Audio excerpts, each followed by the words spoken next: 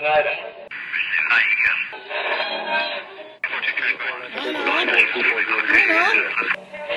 is that you?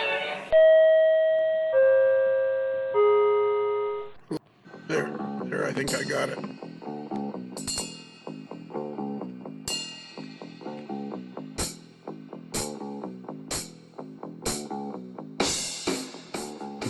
Go away. Yeah. Don't update. I don't want to update right now. Yeah, so think about it later, maybe not. I remember a day when you could go to a Leaf game with a paper ticket. Yep. You can't do now. You have to be an electronics whiz to be. You have to have it on your phone, on your Ticketmaster, your Leafs app, or something like that, or Yeah. So I got so Steve the T-shirt guy is going in my place on Wednesday, which would have been, which technically would have been about 2 weeks ago.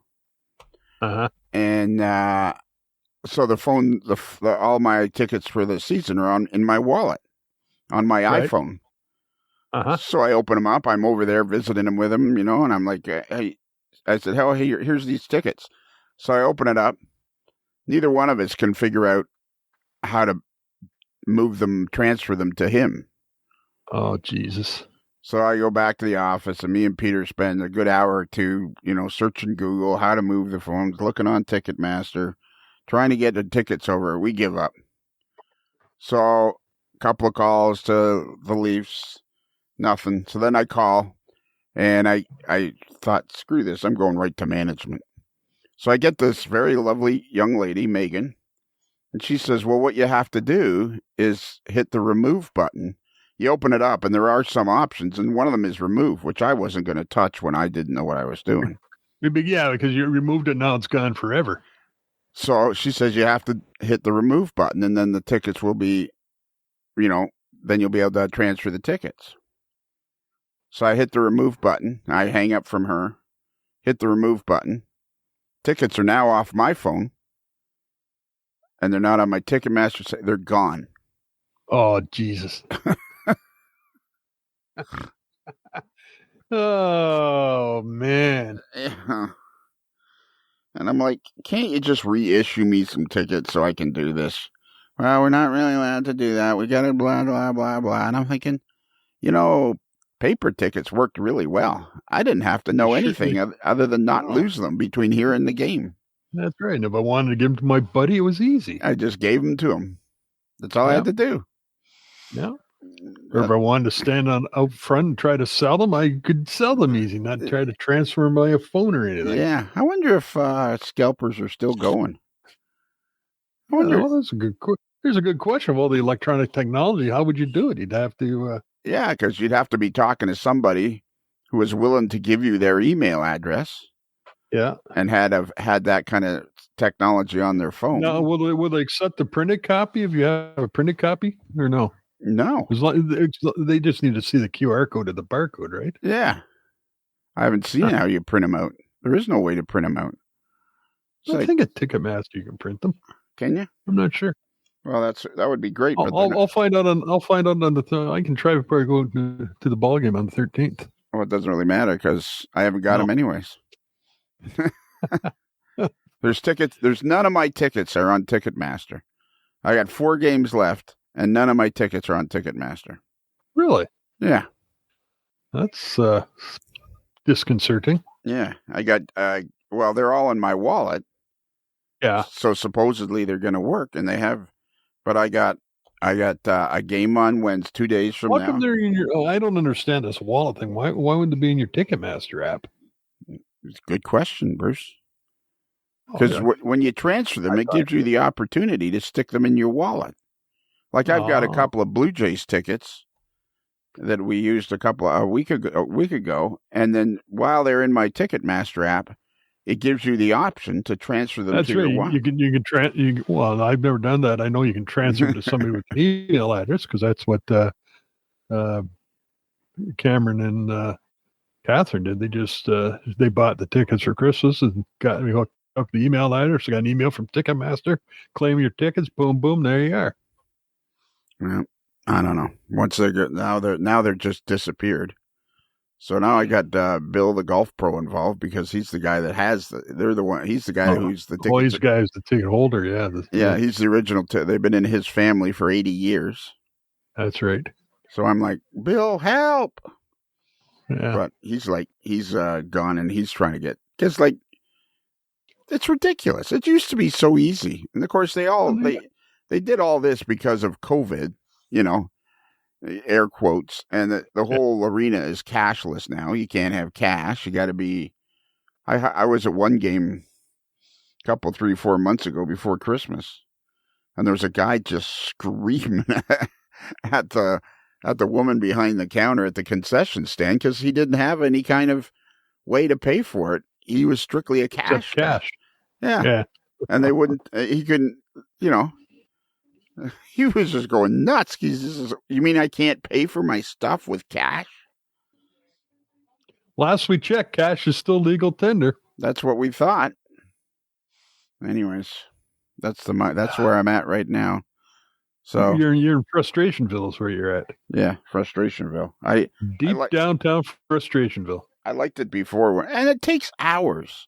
All this stuff takes hours to navigate through when you get a problem, right? Because Ticketmaster doesn't have a phone number anymore. You can only interact with them via your helpful whatever they call it, email or the chat or whatever. The chat, the chat thing. And it's like it's just like, really? This is better? You sure? Yeah. Back in the old days, I could call Biff at the box office and he would straighten it out. That's say, right. We'll have them there pick up for you. Speaking of electronic, this is the introduction. Yes. This is the introduction to our Springfield report part 2. All right. The sequel to part 1. Yeah. When last we left our heroes. Intrepid heroes. Yeah, exactly. They were navigating the 400,000 square feet of train goobers displays. That's right. I forgot to turn my camera off. I hate. It's not that I don't like looking at you, but I got another bad haircut. Did you? Yeah. Even from Matt. I wouldn't say it's not bad. Right. As in, it's not done properly. It's bad in that I don't want to look like I'm hip. There's no part of me. Can I ask you an honest? Hey, I've seen the legs pictures. I'll agree 100%. There's no part that looks hip. Yeah, or wants to be hip. Yeah. I don't give any indication that hip is any kind of a... You're kind of like it's hip to be square. Yeah, it's hip to be square. It's like, leave me alone. So he gives me the, short on the sides and long on the top. I get home and it's hanging in my eye. The hair on the front of my head is hanging in my eye and down by my eyebrows. Oh, and I'm thinking, that's why I went to get a haircut. And see, in my case, with limited follicles on top, the number 2 all over is hard to screw up.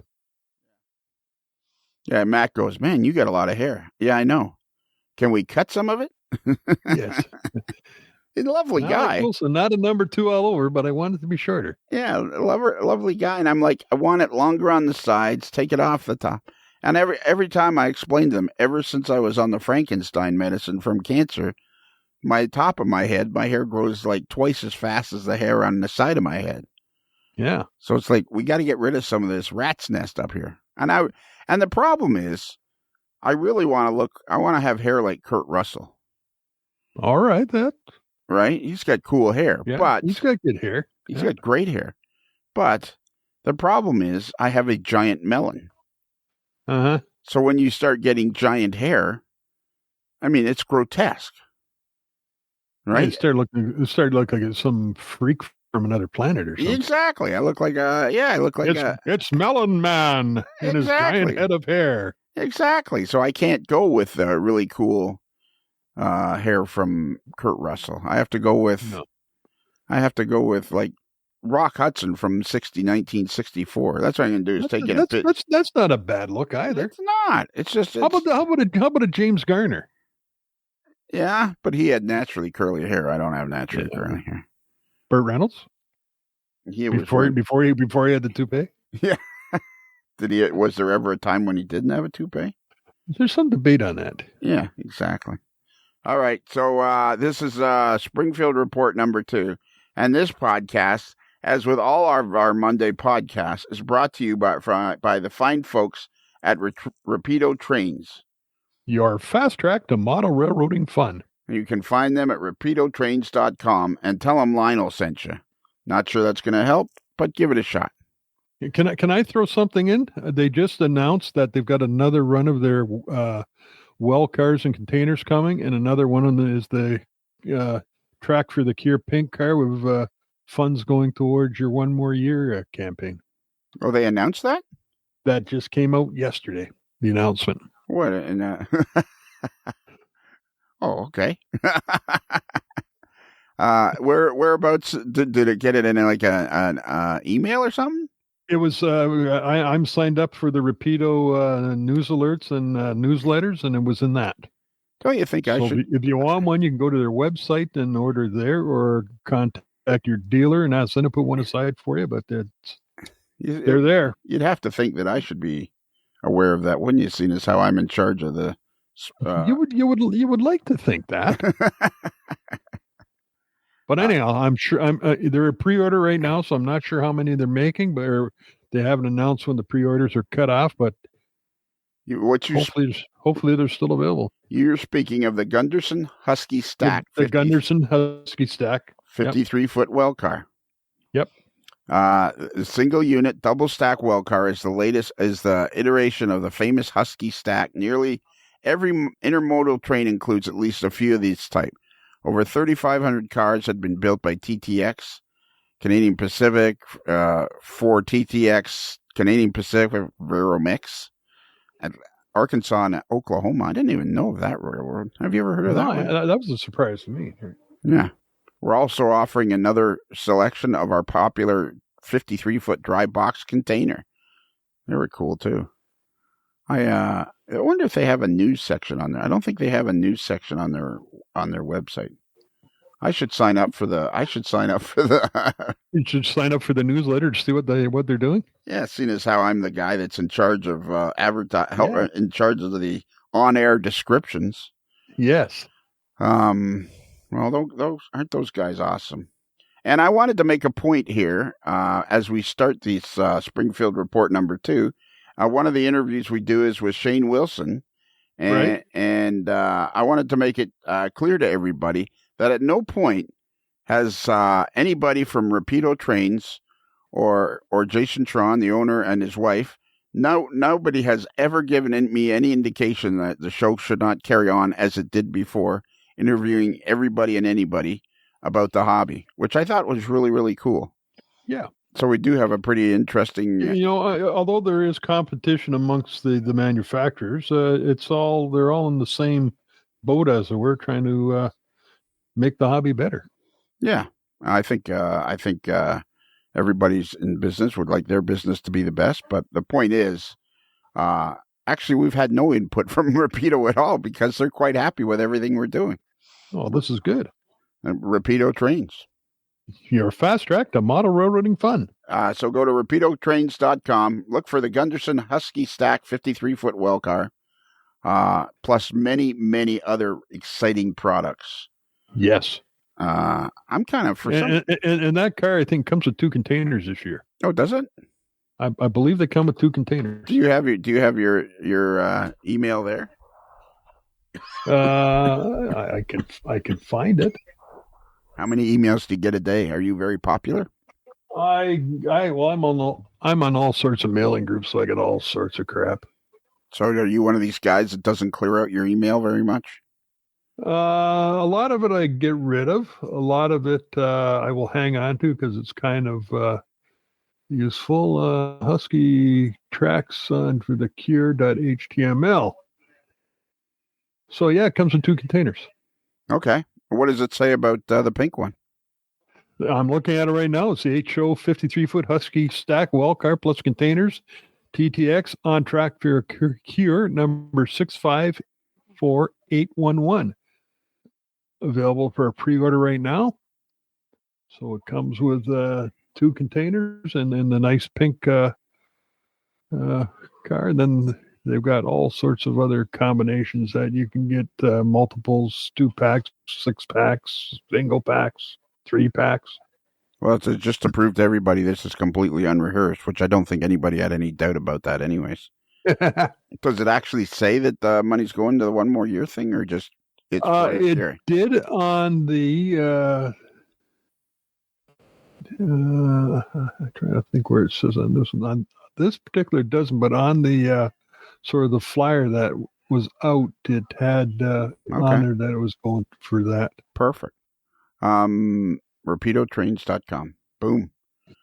We gotta get out of here because we're doing this between the first and second intermissions of the Toronto Maple Leafs versus the Edmonton Oilers. Yes. And our goalie looks rather shaky. He has not looked stellar tonight. No. If he could just get in front of one of those pucks, that would be swell. Yeah. Can you do your thing?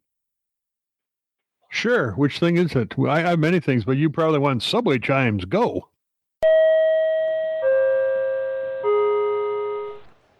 Okay, ladies and gentlemen, it's day 2 of the great Amherst Springfield Railway Society Railroad Show. Something like that. Something like that. And I'm sitting here with none other than Ralph Heiss, who, for those of you who don't know, is a close friend of Uncle Dave Abelese. And I got to know him through operating the Onondaga Cutoff. And it's unfortunate that I have to start my day out like this because you and I are going to have problems, Ralph. I would expect nothing less than the ultimate of ultimate huge problems. Does that even make any sense? Not really. No. So what was this about you guys had to stop at a beer store before you could come to the show? Well, as you know, there is no such thing as Rule G on the Onondaga Cutoff. Right. And we were going to be in the neighborhood, so we made our good friend Tom Schmieder do a little detour for us, and we just had to stop. When in Rome, So how much of a detour is a little detour? Because you seem to me like you'd be one of those guys like 50 miles is a little detour. Yes and no. When there's a good reason to detour, you just do it, and it really wasn't that far out of the way. It was maybe a half hour to get there and 45 minutes back on the Mass Turnpike, and when you've got Tom driving, it's really not that long. What's he wheeling? A pickup? A Ford F-150 probably. He's going to kill me that I don't know his truck exactly by model, but it's a nice big crew cab diesel pickup. Were you sitting in the back? No, I was the navigator. Really? Yes, I was very honored. Wow. He told me I wasn't a very good navigator, but that's okay. So you put little Uncle Dave in the back? Yes.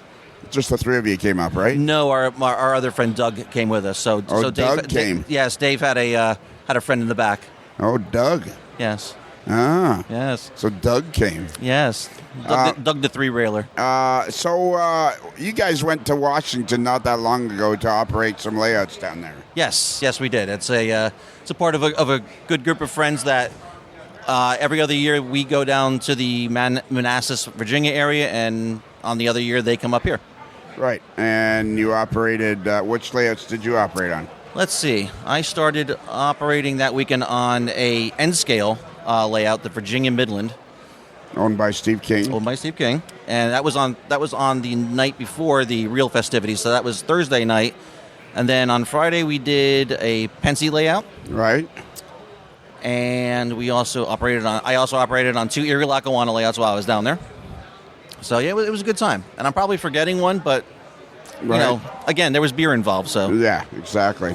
Okay, so here's where the problem is. Dave was wearing this really cool V&O shirt. Okay. And I said to him, "That's a really cool V&O shirt, Dave. I'd like one of those." And he said, "Well, I got it from Ralph." And I said, "Okay, well then tell Ralph I'd like one of those." I never got that message. Oh, really? Really? Seriously? If I did, I do not recall. But if you would like one, Lionel, I can definitely look into doing that for you. I'd like 2. Okay. Double XL. Okay. Seriously, he never said nothing because he was like insistent that he talked to you. Well, that's what he does. Him and his fake news down there. Look at him. He's down there. Yeah. He's out holding court already, making friends and just being that generally peppy, friendly guy that he is. Yeah, generally peppy. Really, it gets kind of annoying after a while. It does, doesn't it? I know. You're like, can't you turn it off for 5 minutes, buddy? So, how did you get those V&O shirts? There was a mention on a Facebook group. I believe it was the V&O Historical and Technical Society. Right. I may not have the name correct. And there's a gentleman who was selling them on one of these print-by-demand T-shirt websites. And I just went and I ordered one for myself. And then, of course, he saw it and he had to have one. Of course. So I bought one for him for Christmas. And then later on, maybe a month later, there was another sale of V&O, Allegheny Midland, and Virginia Midland Appalachian Lines T-shirts. Oh man! So I got one each for myself, and then I bought him and Sam a set. So what is the name of this Facebook page roughly? Roughly, it was the V&O Historical Society. Okay. But I believe it's a man named Patrick Harris worked out, deal. When I say deals, I mean he asked for permission from Tony and Bradley McClelland and Steve King to, use their graphics. Use their graphics, yeah. And they were, they're fine with it. And as far as I know, it was just like, sure, absolutely. Thank you for asking. No problem. Yeah, that's the way I've understood Brad to be, and Tony and those guys. So, do you think they're still doing it? I believe so. The reason I jumped on it is because he had just announced them, and so there was like a 35% off deal. So I was like, okay. And you can choose your color, your base T-shirt color. You can choose your fabric. So it's if you don't want, the shirt to be white, you can make it blue. You can make it gray, whatever. Okay. But of course, the logo shows up better on some colors than others. Absolutely. I'm sorry, the Herald. I once had Jim Boyd correct me. Oh, yeah. Railroads do not have logos; they have heralds. That's a nice one. I like that. Yes. That's like my bugaboo of, is it a turnout or a switch? I think it's true. I personally go with turnout. I agree. I think that's technically more correct. Yeah, I think so too. Yeah. So let's review for everybody exactly. You're a good friend of Dave's. Yes. And how'd you guys meet? We met through a mutual friend at a local operating session in New Jersey. He actually went to high school with the man's daughter, and he knew that her dad had a layout, but he just, even though he grew up in the same part of New Jersey, he never made the connection of meeting the larger group of model railroaders until, decades later, 20, 25 years later, maybe 20 years later. So it's amazing how you could live right down the street from somebody and never know them. And now look at Dave. And now look at him. He knows everybody, and everybody knows him. Yeah, and now he's Uncle Dave. So what do you do on Dave's layout? Like, what is your thing? How do you... Because you're a regular operator. I am. I've kind of graduated from working the assistant train master's position with Rich Wisniewski, and I've gone back into road duty. So I've worked the yard a couple times. I will work whatever needs doing at that given time on the layout. I'm there. So you're qualified to do anything on the layout. Pretty much. And how do you feel like the Onondaga cutoff stacks up against other layouts? I enjoy it. It's really funny. I am not a modeler of that era or that railroad, but once I came to 1 or 2 sessions at Dave's about 7 years ago, I realized that this was a layout that was, a cut above the rest because it was well designed, it was well run, it was run very prototypically, and I enjoy that. A layout can look beautiful, but if it's not really run and operated prototypically, it's not really my thing. You're one of my faves, buddy. You're one of the kind of guy I'd like to hang out with. Oh, that's cool. I enjoy the times that we've spent here and at Dave's house. Yeah, this is the third time you've been on the podcast. It is. I mean, this is actually a year that we first met each other. It is. This weekend. It was a year ago this weekend. Mm-hmm. And it seems like much longer. It seems like we're old friends now. So tell us just briefly what your modeling is. I am modeling the Lehigh Valley Railroad in around New York Harbor. Right. But and this goes along with the operating weekend you were talking about earlier, that the Virginia guys and from New Jersey. So they will be up here in November, and I'm going to dust off the layout, get it operating up to spec, and hopefully host them for a session. Okay. And then after that, I may tear it down and rebuild it Really? to something different, Okay. a little bit more modern. Same. No, not the same area. Same Jersey Central Okay. and Erie, Lackawanna, in and around where I grew up in New Jersey. Okay, and why do you think you tear it down? Is it not run as well as you like? It's not a very good plan, or? No, I think it's a change of pace. I think most of model railroaders suffer from model railroading OCD, as I call it, and Yeah. we always want to do something different. Yeah. I have been able now to buy all the types of second generation diesels that I always wanted as a kid. Yeah. They're available now, and so I've amassed Erie, Lackawanna, and CNJ engines from the 1960s and 70s, and I'd like to have a place to run them. I can't really run them realistically on my layout, so. And how big of a layout do you think you'd build? Well, I'm going to keep it in the same the same footprint, which is about 11 feet wide by about 22 feet long. That's a good size. Yeah. It's manageable. Yes, and that's with me. That's a good thing because I need to see things through to completion. So, Yeah. it's hard for me to do that. So, very hard for me to do that. It's hard for everybody to do that. It is, That's but- kind of the magic of model railroading. Lots of people don't get their layouts finished, and that's okay. Absolutely. And, in the end, are you enjoying it? Yeah. That's all that matters. It's the quest. Yes, it is. It is the quest. It's kind of like climbing Mount Everest. Well, you tried, Exactly. and you got 3/4 of the way up, and you ran out of coffee, and you decided to turn back. It's a lot more than a lot of other people have ever done. Exactly. In life. So, So how do you think this went, Ralph?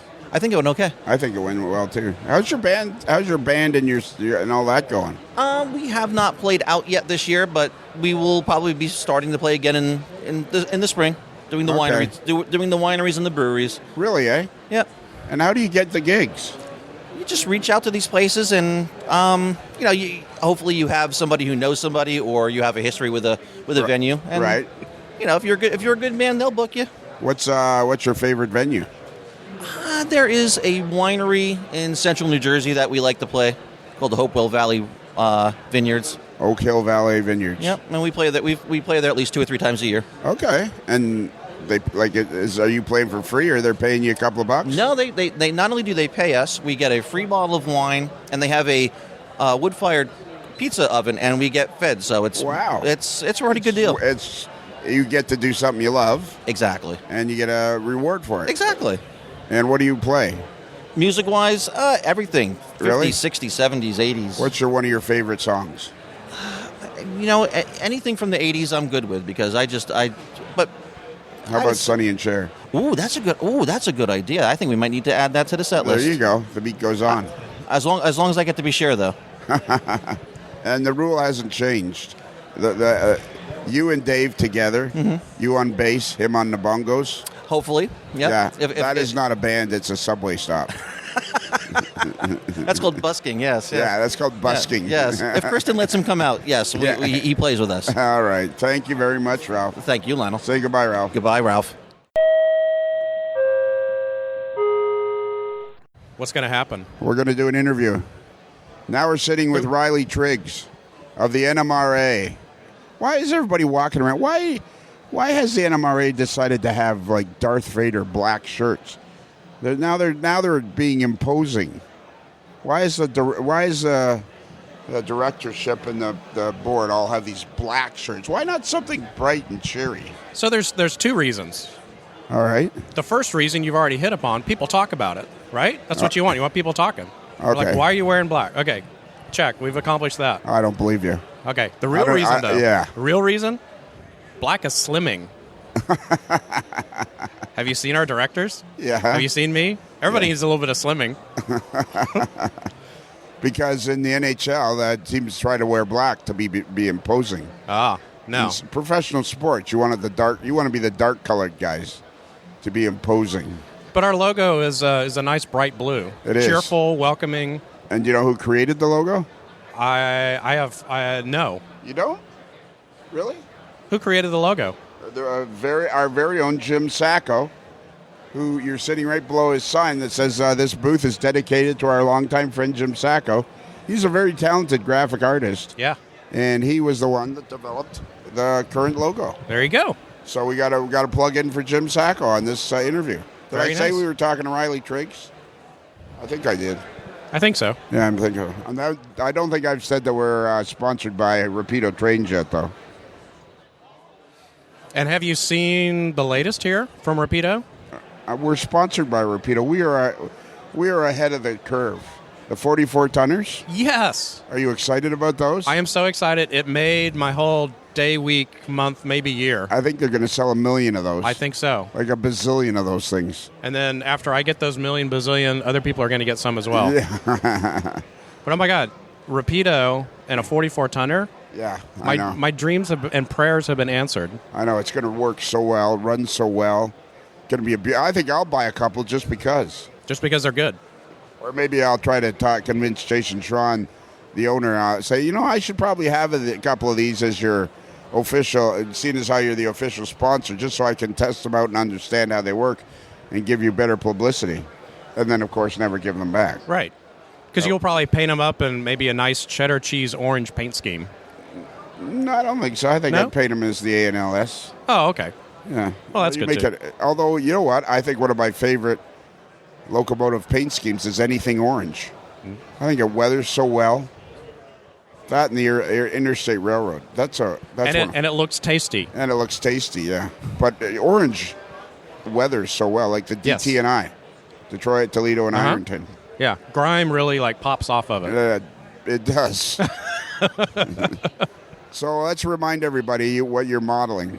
So, the reason why I'm so happy and my prayers have been answered is because I modeled the Hoboken Shore Railroad in New Jersey in 1959, and they had a pair of 44 tonners in their green and yellow scheme, which is also a very nice combination of colors. There's some good railroads with that paint scheme, and I think they were actually inspired by the CNW. I think that's why they did that. But my favorite baseball team as a kid was the Oakland Athletics. Wow. So Jose I love the color scheme. Jose Canseco. No. When I was a kid, earlier, Eckersley. Vita Blue and Eckersley? No, even before the Eckersley, Wow. Vita Blue. Well, yeah, who doesn't remember Vita Those Blue? guys Yeah. back in the 70s. I love those guys. So anyway, yeah, modeling Port of New York, 44 tonners, little switchers. That's perfect for you. Absolutely. How many are you going to buy? Well, I only need 2, so probably 4 Yeah. or more. Yeah. Exactly. We got to have backups. It's exactly the math. And let's remind everybody about your operating system. That is the electronic side of the electronic operating system. Yes, so I use battery-powered locomotives. Right? So there's no power to the track. There's no cleaning track. There's no shorts. There's no wiring. No nothing. I try to do things as simple as possible so that I can spend the most time playing with my locomotives, so my 44 tonners, instead of maintaining them and cleaning track and all that dirty, yucky stuff. And it works out really well. Right. And I think Keith over at CVP Products, I use their AirWire system. He said that he thinks that I have the only completely battery-powered locomotive layout in the world, Wow. or at least of his products that he knows of. Right? But Which is pretty cool when you think about it. I think it's the future. I Yeah. mean, if you can take a load of and I've asked him, I was like, you need to black box this so that it's a simple process. It just everything comes pre-installed, etc. Right. You put it on the track, and boom. So if you're looking at train sets now, I think Bachman and everybody's doing train sets has Right. battery powered, Right. has that option, and it's radio control, and so Really? the little kids don't have to hook up wiring Right. and Yeah. clean track.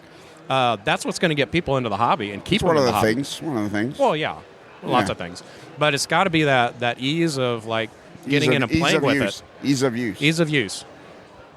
So. All right, so let's remind. So, how would you get the battery in a 44 tonner? Well, that's one of the problems is that batteries are shrinking, but they're not that small yet. Right. So you could either MU them and put them in a trailing dummy locomotive, Right. or in a boxcar. Which would be kind of cool, actually. Yes. Yep. A couple of 44 tonners running back to back. And they did do that, so it's legal. Or you can just use a boxcar or random kind of idler car, which they also used because there's car floats and whatnot. Right. But they had maintenance of way cars that they towed around with them all the time because they had a lot of street running.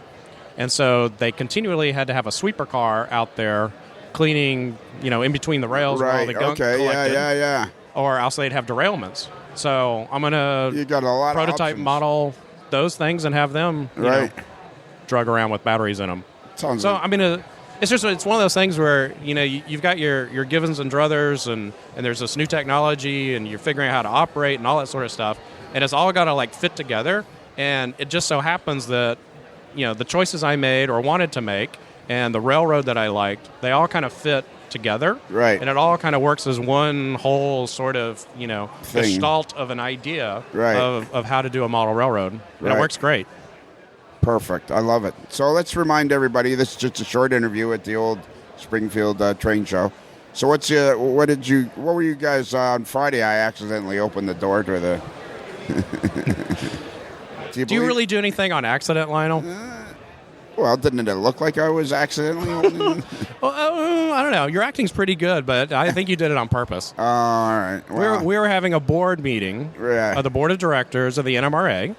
And so we do those semi-annually. Right. And Gordy had the fantastic idea to get out in with a lot of model railroaders at once and be able to interface with our members and potential new members. Right. And have the board meeting here. So all the board members and all the department chairs and everybody was here. And so it's cost saving to the NMRA. Yeah, that too. Yeah. But we've got a booth here. And we've talked to, hundreds of people, and people have come up and had questions, and they can go directly to a director and say, hey, I've got an idea, that's or a great idea. I've got a problem, and can you help? And I think you've been signing up a lot of people, too. We've been signing up a lot of people. We also have the National Convention down in Dallas-Fort Worth. Yes. Towards my neck of the woods this fall in August. So we're promoting that, and we're telling people about all the great things that are going to be happening at the National Convention. And that's going to be cool. So I think, even before the show started on Saturday morning, I think we're all like, we want to come back. Oh, yeah. The hosts have been wonderful. Okay. They welcomed us. They've had operating sessions for us and food, for the board meeting, and just fantastic hosts. So yeah. We're all looking to work together and figure out how we can all have more fun and just help each other have more fun. That's what the NMRA is about. That's right. Sounds fantastic. I know you're enjoying your tenure with the NMRA, so? So far, it's one of those things where it seems like 9 months and 9 years at the same time. Okay. We're doing a lot. The pace is really fast. And all right. New things keep rolling out all the time. The interchange. Have you gotten on the interchange yet? I have not got on it yet. But come on. It's been like a week. What's the deal? Were you involved in that at all? Just in testing it. No, okay. That's something that Speed and the IT department have been putting together. It's done on Discord, isn't it? It is done on Discord, which is a gaming platform. I don't understand Discord. Explain Discord to me. Well, it's basically like a forum. Right. Kind of a forum crossed with Twitter, except that it's only for your group. So it's not the general public, so you don't get, random posts about politics or, weather or, whatever. It's all about model railroading, right? And so the NMRA Discord site... let me ask you a really stupid question. Because I'm thinking of doing Discord for the podcast. Oh, excellent. Well, don't get too excited yet. Okay. Try to contain your enthusiasm. That's hard for me to do. I understand that. And thanks for the banana bag, by the way. I hope you put it to good use. I will when I get home. Yeah. Do you have one? I do not. Okay, well then You're beta testing it. All right, I'm beta testing. You got the prototype. Okay. So, what is the difference between Discord and having a Facebook page where people can interact? They're very similar. I mean, it's a social media thing, right? But it's think of it as like a closed system. It's only for whoever sets it up. Right. So you have to be a member of the NMRA. Right. When you go through the registration process, it checks your membership number and name and makes sure that it's you. And then you're in with all the members, and you're not talking to the general public, and the general public's not in there. So we can focus on our topic, right, and kind of cut out the rest of the world, which is what a hobby's all about. Right. Right. It's a great place to recreate and renew ourselves. So it might not be of any use to, say, like the podcast where we already have an active Facebook page that everybody interacts on. Yeah, so it is a little different. Yeah, if you're trying to publicize to people who are not already, in your crowd, Right. then yeah, that's what Facebook is for. Okay. You get that wide exposure. All right. The Discord cuts out all the noise Right. and allows you to focus on model railroading and focus on the topic that you want to do. Okay, yeah, all right. So guys going to be in there having specific topics. Like you could type in Right. ballasting track and Yeah. there'll be guys there to talk to you about that. Exactly. And there's a bunch of different channels on Discord. Okay. So there's a channel for, if you're interested in the Pennsy Railroad, Right. if you're interested in 1950s modeling, all the different divisions of the NMRA have their own area, Right. so they can communicate directly to their members. There's a free video conferencing feature, so that if you want to have your division instead of buying a Zoom license or whatever, now you can do it on Discord for free Right. because you're a member of the NMRA. Right, So another great which is- value. That's a huge asset It because is. so many things are done by Zoom on the NMRA through divisions and that. It is, yeah. And Zoom is pick a time, and Yep. whereas this is just always on. It is always on, and then there's that kind of incidental contact you get, right? If you wanted to hop on, Discord and talk about something in particular, and you find somebody in Australia who has that interest, Right. now you can talk to them for free. Right, You can yeah. video chat. You can show them what you're modeling or whatever. Right. So now the possibilities of finding somebody that is interested in the same thing you're interested in have grown enormously. Yeah, it's more of an ease of use thing again. It is. But it's cut out all the noise of everyday life, Right. so that that the people who are in there are interested in the things that you're interested in. Okay, so as of this discussion that we're having here at Springfield, when did it start? I think it was just a week ago, on the 20th. All right, and how many people have joined so far? Oh, good question. Are some of the questions not good? No, any question is a good question. All right. It's the answers that are bad.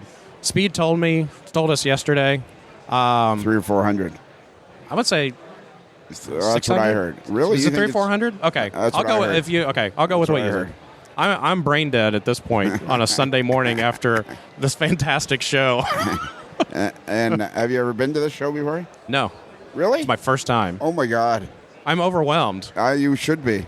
And I was talking to some of the guys who put on the show last night, just picking their brains on how they do stuff and everything. Fantastic history of starting with Yeah. a swap meet Yeah. at UMass and turning into the largest railroad show in at least the United States, It's maybe the world. largest one in North America. North America, there we go. Yeah, actually, Okay. you could combine it North and South America, Okay, the Americas. the Americas, Okay. and I think there might be one bigger in Europe. I might, Okay. but I'm not sure. Well, they have huge toy fairs over there. Yeah, toy fairs and all this. This is a dedicated model railroad show, and it's particularly busy today as well as yesterday. Most years, Sunday's not that active a day. It's active, but not. But I notice it's fairly active today too. It feels like yesterday. It's more of a family day today, Possibly, yeah. but still, it's very, very busy. And they had 12,000 people yesterday. I know. And Amazing. Let's talk about. So, what is it you do for the NMRA? So I am the publishing chair for the NMRA. So I'm in charge of our publications.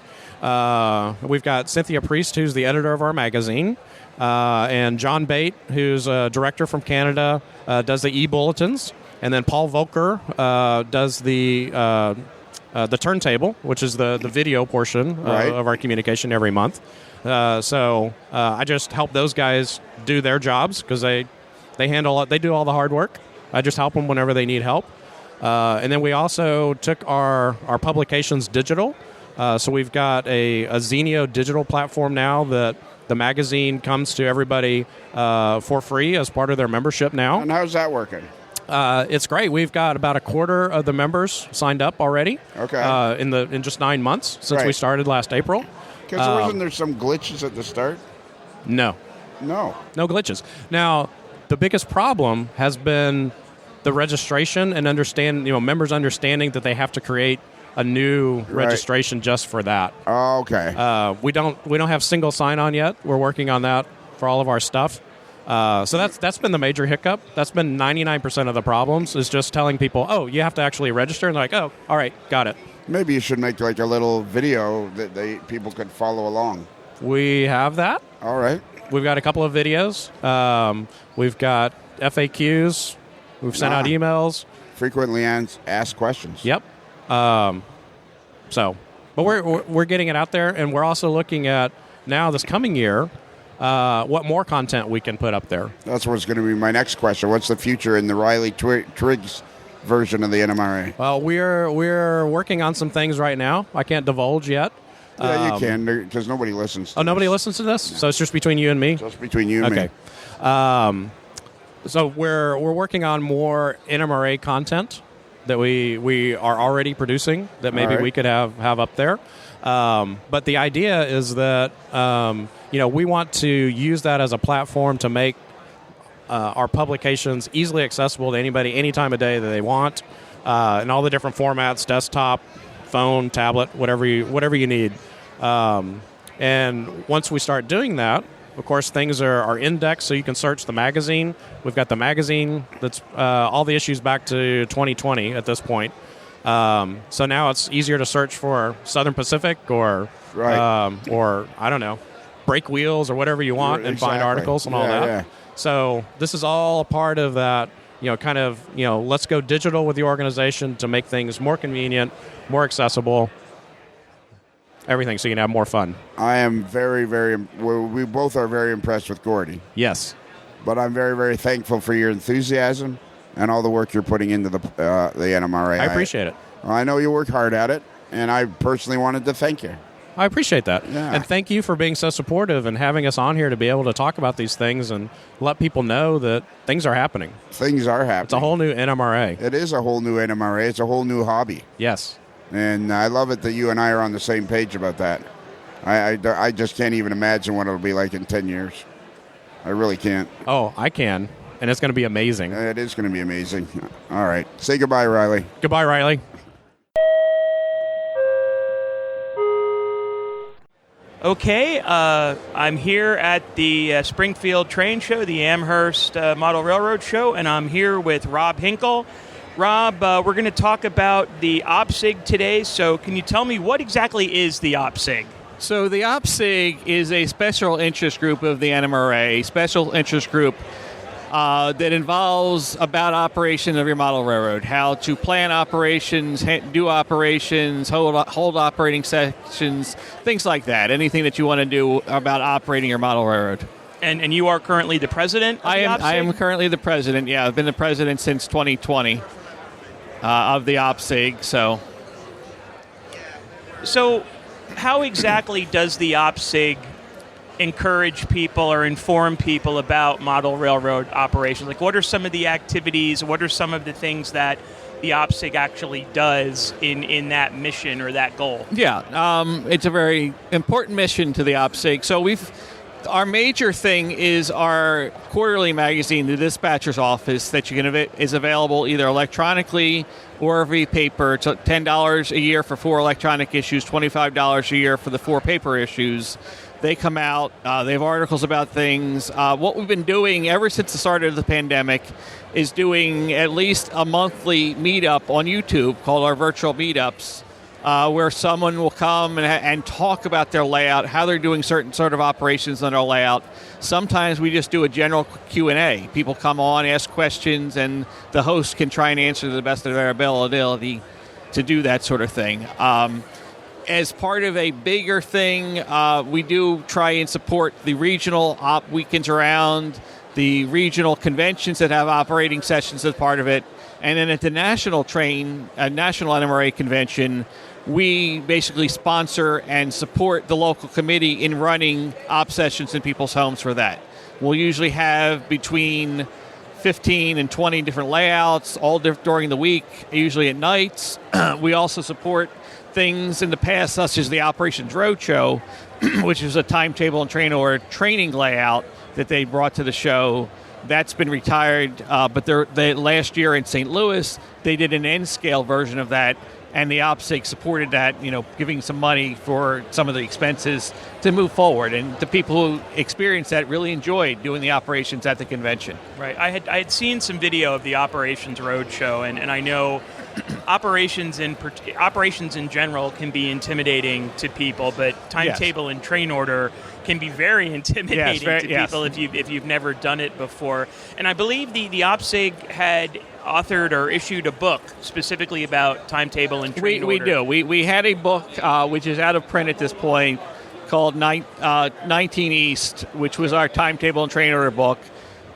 You can probably find it in some swap meets and things like that. The first half of it was Dave Sproul, who was a dispatcher for the Great Northern, talking about everything that he would do as part of writing out timetables for train orders for handling train movements. The second half of the book was Stephen King talking about how to apply that to your model railroad. That was our first book, and then we have recently, a couple years ago, come out with a compendium of model railroad operations, which talks about everything from soup to nuts, basically, how to design your layout for operations, how to do operating sessions, how to move cars, how to do passenger operations, etc. It's a great book. And where can somebody obtain that if they're interested? Do you have a website or a Facebook page? We have a website, opsig.org, and that's where you can order the book from.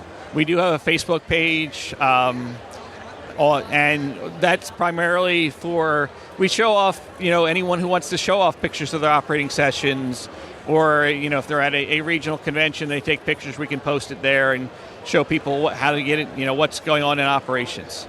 Okay, now if somebody's interested in joining the OPSIG, do they have to be an NMRA member to belong, or they do not have to be an NMRA member. We recommend that they are, because Gordy's been doing some great stuff with your NMRA organization. Sure.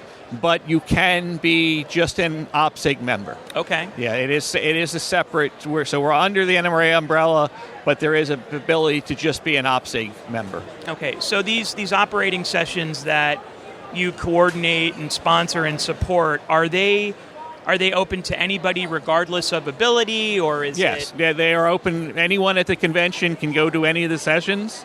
What we usually do is we ask people their ability. So if you're a first-time person, we will pair you up with someone who has more experience.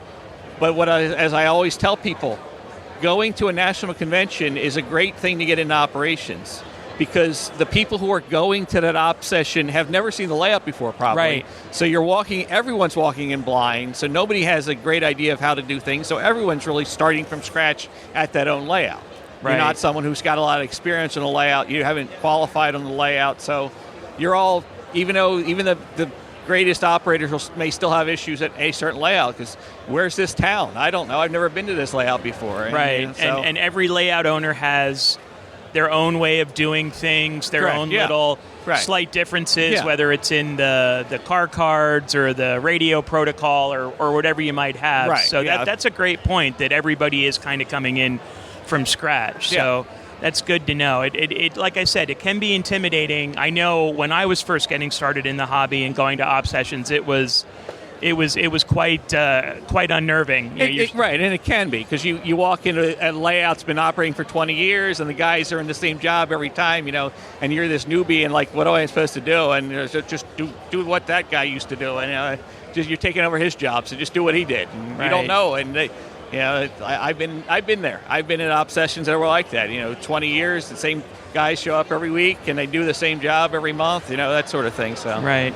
So when you're operating, what's your favorite? Do you have a favorite type of job to do, or do you just like being there and operating, or do you have a particular preference? I primarily like being there and operating. Some of the times I wait till the end to take a job, but I've done dispatching, I've done yardmaster jobs, I've done local switching, freight switching, through passenger service. It doesn't matter. It's just it's some of it's just the experience of being there, operating the layout, and helping it come to life. Right. So right. Okay. So what else would you say? And clearly, the OPSIG has a lot of resources, a lot of info. But what else would you say to somebody out there who may be listening to this, who is interested in operations, but hasn't had the chance to try it yet, what would you say to them in terms of advice or recommendations? Well, if you're part of the NMRA, start with your local division. You may be able to find some people who are in your local division who are helping do operations. If not that, maybe a club. For example, there's a big model railroad here, a couple model railroads here at the show that you can do operations on. You walk there, they'll give you a throttle, you can run a train, they'll have somebody with you the first time around, but after that, if you look competent, they'll probably let you run on your own, that sort of thing. Facebook is a good thing. There's a lot of Facebook groups. The new NMRA interchange that's just come out, there's a spot for OPSIG in there that we're going to look to develop further and, pair people up. I'm interested in this area. Is there anybody going on? And speaking of that, once you become an OPSIG member, you get access to our special members-only information on the website, which will show members in your area. And you can contact them and maybe say, hey, are you having an op session anytime soon that I can come out? Can I come out and see your layout and find out more information about it? So it's not only just information and resources, but it actually is, there's a bit of networking to it. There is a bit of networking depending on if it's all, you have to volunteer to put your information out there. We're not going to list it without, but if you're interested in that, you can put it on the website as part of our thing, and people can contact you. Okay, and what is that website again? It's opsig.org. Okay, opsig.org. All right, well, Rob, thanks for taking some time. I know the show's actually really busy here today compared to last year, so I'll let you get back to what you're doing, but we appreciate you taking some time to talk with us. And one last time, that website for folks who are interested is opsig.org. All right, thanks, Rob. Okay, thanks, Tom. Boy, there's a lot going on. Is there? Yeah, so since the last time you and I talked, right? We moved into a new building. Oh, did you? Yeah. I didn't know that. Yeah, oh yeah. We moved from our little place there in Benton, which served us really well those first 7-8 years, and moved to Cleveland, Tennessee, which is a much bigger area. And that's closer to Chattanooga, isn't it? Yeah, we're only about a half an hour north of Chattanooga now. Okay. And isn't there a club there? Isn't there? There's a couple clubs in Chattanooga. There's a modular group, and but in Cleveland, I thought I talked to somebody from once that lived in that area, and there was some club in Cleveland. There's two in Chattanooga, and then there's one just across in Cohutta, Georgia, but not in Cleveland. Oh, okay, but Cleveland's like it's a pretty good sized town. It's like Champaign, where we came from, Champaign, Illinois. It's a medium-sized college town. Yeah, and it's kind of like you say, 30 miles outside of. Yeah, 30 miles from there, 30 minutes from the old building, so yeah, almost right in the middle. Do you still have the old building? Sure do, yeah. Are you using it? Yeah. We're right now not for much, but we're going to eventually cut a new roll-up door in the building and park the RV inside and park the truck inside. Because the building's paid for, land's paid for, so it's cheap storage. Yeah, exactly. No point in getting rid of it. Yeah. And you never know what you're going to... As this company continues to grow and grow and grow... Blessed beyond our wildest dreams. Yeah, exactly. So what's new this year? What's new at the Springfield Train Show? Well, man, there's a lot going on right now. So all new, we announced a Thrall 48-foot two-hood coil car in HO. Comes with the banded steel coils inside. Oh, yeah. And, neat car. Goes really well. We did a 42-foot single hood a few years ago, and they run together. So it'll be a perfect if you're a steel mill modeler.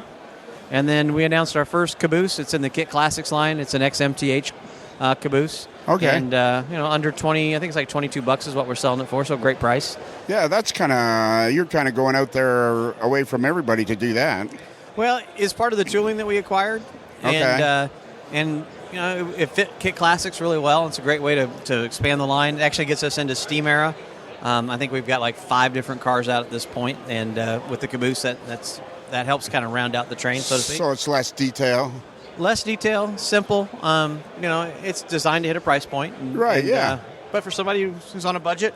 Kind of a modern Athearn blue box. Yeah, same idea. I mean, it's not like going out and spending $100 or more exactly. Yeah, I mean, nowadays, I mean, it's not on most, like, what does your coil car sell for? Right around, it's just over $50. Yeah, so most freight cars, most of the detailed freight cars are 50. Right around the 50 point. Yeah, so you're looking for the modeler that's just trying to fill a train, really. Yeah, value oriented. Wants a good car, runs well, and not too worried about all that extra detail. What kind of wheel sets does it come with? Of course, metal wheels and knuckle couplers. Yeah. So it's a quality car to fill out a train. Yeah, that's exactly what it is. And then we announced the next run of ES44 Gevos, so all the rest of the Norfolk Southern Heritage units, 6 more road names in that. Wow. And then we're doing Iowa Interstate for the first time with steerable trucks and then rerunning some of the popular road names. And then the other big news has kind of been interesting to me today. We announced finally our first S-Scale product. Oh, yeah. Yeah. So, we acquired the MTH tooling a few years ago. And I was looking at those. I was drooling over that stuff. And I went to the S-Scale convention in Buffalo. Oh, really? And I was talking to... Matt Gadinsky? Yes. That's right. Yep. How'd you know? Because he was there. And, man, I was drooling over that stuff. Yeah, so we're showing the first painted samples on the hopper car. And one of the neat things we did is we actually went back and talked to Don Thompson, who was the original owner of S-Helper. And he shared their original logo and art with us. And then we went back and totally redesigned it, kind of modernized it, and put our ScaleTrains company under the logo. So we brought back S-Helper. And it's going to be branded under S-Helper. That's neat. Yeah, so kind of an iconic brand returns to the marketplace. So what do you think? Like, what are your hopes and dreams for the S-Scale side? Is it more of this makes the company more well-rounded, and if we break even, that's great? I'll tell you a great story. Okay, tell me. You love my stories. Yeah. So when Mike Wolf announced that he was retiring, I sent him an email. I've known Mike for years, said, congratulations, man, you've really changed the industry. You've done a lot of great things, and real nice email. And I got to thinking about it, and a week or so later, I sent him an email and said, hey, if you're interested, we'd buy the HO scale line if you want to break it off. And he says, hey, we got a couple of suitors. They want to buy everything. I'd rather it all go lump sum. And I'm like, I get that. Right. And a few months go by, and I hadn't heard anything like, hey, MTH is sold. Right. So I send Mike another email and say, just so you know, I don't know how it's going with your other suitors, but if it falls through and you want to sell the HO, we'd be happy to buy it. Love to talk about it. And like a minute later, my phone rings, and it's Mike. And we have this 40-minute conversation, cut the whole deal right there on the phone call. Right. And we get to the end of the phone call, and I said, Mike, the O and the S kind of go together, but we've always thought S would be kind of cool to do. And when we get down to closing and you haven't sold it, we'll buy it for this price, and love to have it. And he goes, sold. And I'm like, holy cow, we're in the S-Scale business. I guess I should have thrown him a lower number. But we bought it at a great price, and it gives us a chance to experiment in the scale. And okay. So then let me phrase the question differently. What are you hoping for? I'm being pretty conservative, right? Really just dipping our toe in the water to see is there a market there. Okay. We've talked about S since we started the company, like even back before we announced. But to get in the brand, you'd have to bring a couple of locomotives and freight cars. You're looking at $1 million investment, and that's pretty high risk. Yeah. And we want to just kind of see, is there a market there? And if there is, we'll invest in it. If not, we'll make some product, and that'll be it. And see what happens. I mean, yeah. And so it's kind of an experiment just to see how it goes. Okay. And what kind of reaction have you had here at the show? Anything? Yeah, I've been really surprised at how many S-scalers have stopped by and have heard the news, and I haven't looked at orders yet. That's going to be the telltale sign. One thing we are doing that's a little different on this, because the market is small, the margins are small, it's all direct. We're not going to sell this particular product through retailers. So we'll see how it goes. So now would you be able to buy any of those with data only? Not on this run, but one of the unique things is we're doing what S-Helper used to do years ago, and we're including both the high rail trucks and couplers, or high rail wheels and couplers, as well as the scale wheels and couplers. And one of the amazing things is if you go out and do price research, the last time these were out on the hopper car was about probably 3-4 years ago. Right. And they sold for $53.99 without the extra couplers and wheels. We're only $2 more than what it was. And you got the choice. And you got the extra, yeah. Okay. So I mean, they're beautiful cars. Yeah, they are a great car. I mean, S-Helper did great product. I know, and the caboose is cool, and the box. I mean, really everything a guy needs to have a little S layout is right there. Right there. So that's cool. And what? So how's the road trip going? We haven't talked about that. Yeah, we haven't talked about the road trip in a while. Man, I'm telling you, you were supposed to call. Let's see. The problem was you were supposed to let me know when we were going to do another road trip Yeah, we got to work on our communication. No, not we. It's your show, Lionel. But you were supposed to email me and go, okay, let's do one. And at the end of every one, I'd go, in 3 or 4 weeks. And I'd be like, great. I wouldn't have to do nothing. I just got to wait. Nothing. So every day, I open up my email every single day and I go, maybe today's the day Shane emailed me. You know, email works in two directions. Yeah, I know. So we finished up the road trip last summer. The podcast is pretty popular. I know it is. You are the man. Yeah. The myth, the legend. Yeah. In your own mind, but that's it's free okay. advertising. Love you, brother. So we did the Pacific Northwest last year and put about 11,000 miles on the truck and trailer. Right. That was a great trip. We're getting ready to go out in the middle of February to the middle of March. We'll do the Gulf Coast. Okay. So we're doing like Pensacola through Louisiana, Mississippi. I guess Mississippi comes before Louisiana. And then Texas. And then this summer we're going out again. We'll be gone about 11 or 9 weeks.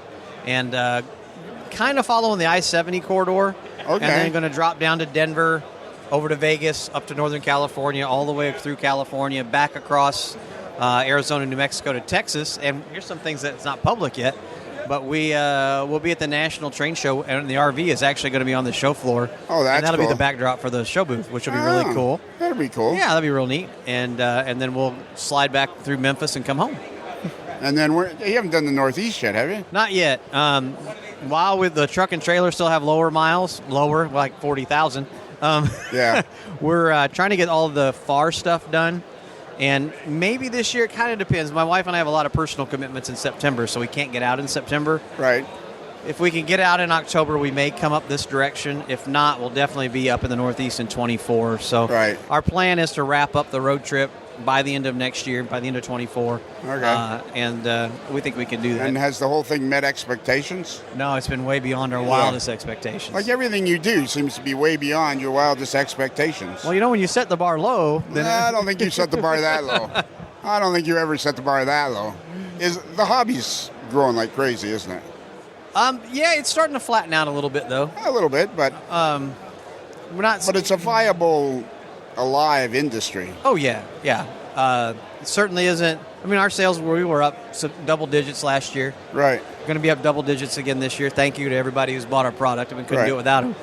And okay, let me ask you this question: why are manufacturers always so hesitant to go?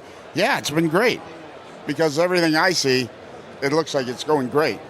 I mean, you're moving into a new place because the one you got's too small. Yep. You were excited about having that one because you thought, geez, how am I ever going to fill that one? Amen. I was telling somebody earlier, when I wrote the first business plan, I couldn't even dream of like 6 or 8 people.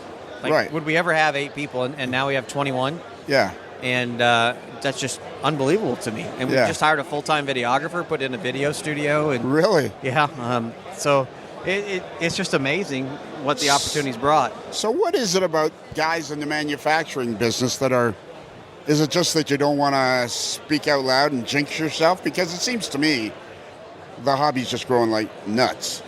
Well, I can only speak for us. I never want to come across as boastful. Never want to come across as chest thumping, anything like that. And also, I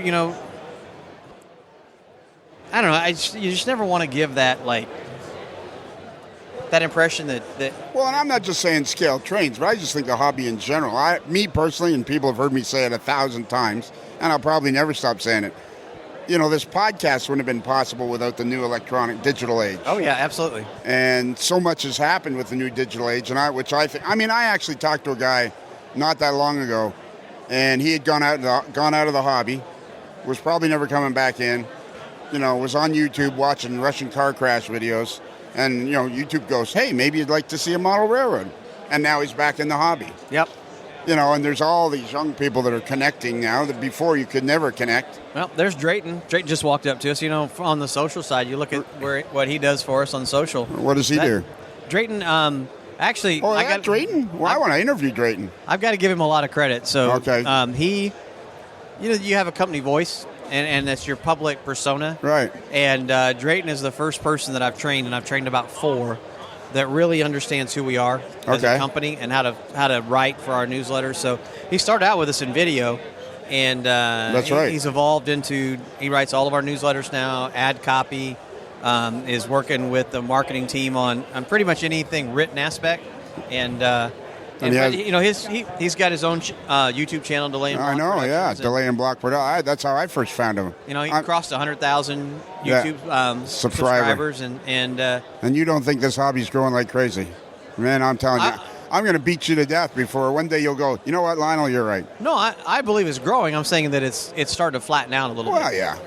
I mean, there was a crazy time there because 20 and 21, even through the early part of 22, it was a wild ride. But the thing that did is it dragged a lot of people into the hobby. And the thing about model railroading is the social aspect as much as the hobby. Yeah, absolutely. Once you get dragged in, it's like they drag every time I try to get out, they drag me back in. It's that kind of a hobby where you never really leave it once you're in. Yeah, absolutely. I mean, I've been a modeler since I was a kid. Me too. Drayton's been a modeler since he was a kid. He's still a kid, though. But yeah. I was talking to a fellow named Mike May, who works for Durango and Silverton. Yep. Went out there when he was 21. And, I mean, he grew up in LaGrange. And I said, so what was it about trains? He says, I don't know. Since I was 4 or 5, we lived in LaGrange in Illinois, and the NS went by, and I was always watching them. Yep. It's just a thing that gets in you. It is. Your job between now and the next time we're interviewing is to think deep. Oh, don't hurt my brain. No, I'm trying to figure this out. It's kind of become my mantra of this podcast. It's like, what is it about this darn hobby that people love so much?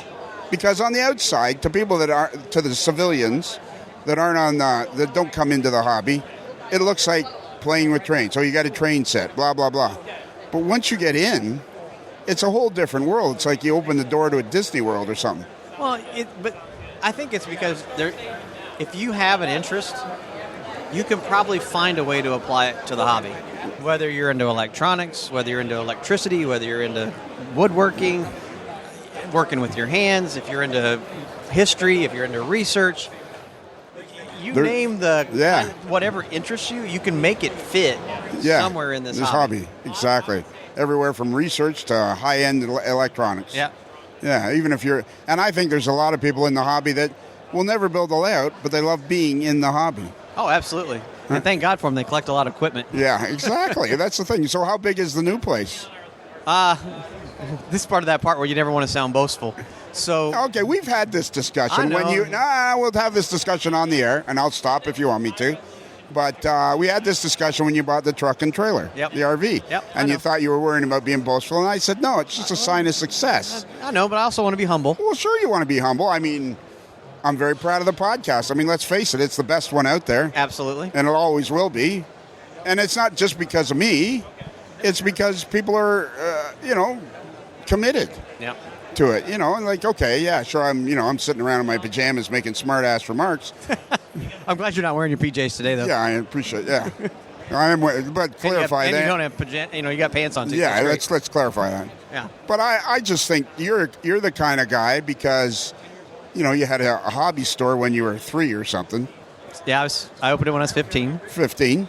So, I mean, you've been in this hobby. There's going to come a point when you're going to have to realize... I'm coming up on 40 years, Lionel. Thanks for making me think of that. Yeah, and there's a point where you got to stop worrying about being boastful and start thinking about being somebody that steers the hobby. Well, that's very kind of you. And we're always going to march to our own drummer. And to kind of give you an idea, we moved from a facility that was about 2,700 square feet. We had about 1,300 of office. Right. 1,400 of warehouse. The new building is unbelievable. It was the office was fully remodeled about 2.5 years ago, and it's 18,000 square feet. The warehouse is 12,000. Right now we're subletting about half, but that lease expires, and we'll take over the other half in June. But the facility it has for us, what it does is unbelievable. Not only does it all get us all under one roof, but we have space. We'll be announcing a new position here pretty quick that'll be in Tennessee for R&D. Okay. We'll start opening an R&D in Tennessee as well as Southern California. I mentioned the new video studio. We've got an amazing conference room. The folks that were there before us, it's funny, I keep threatening to steal the television. It's like 84 inches or something like that and take it home. I'm like, would anybody notice if I replace that with like my 50-inch TV? But they had really set up the business for video conference and that kind of thing. So we got a big conference room, little conference room, have a community room.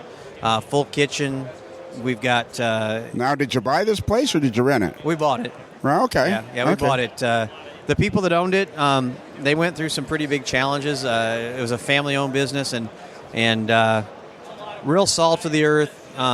Their family immigrated from the Soviet bloc years ago, and they started a business and very much in their faith. They actually built a church there in Cleveland, or a church body where they do 2 services every week. One's in English and one's in Russian. All right. And the 2 brothers, the father started it with the two brothers, his 2 sons, and unfortunately they went back every year on mission trips to the Eastern Bloc, and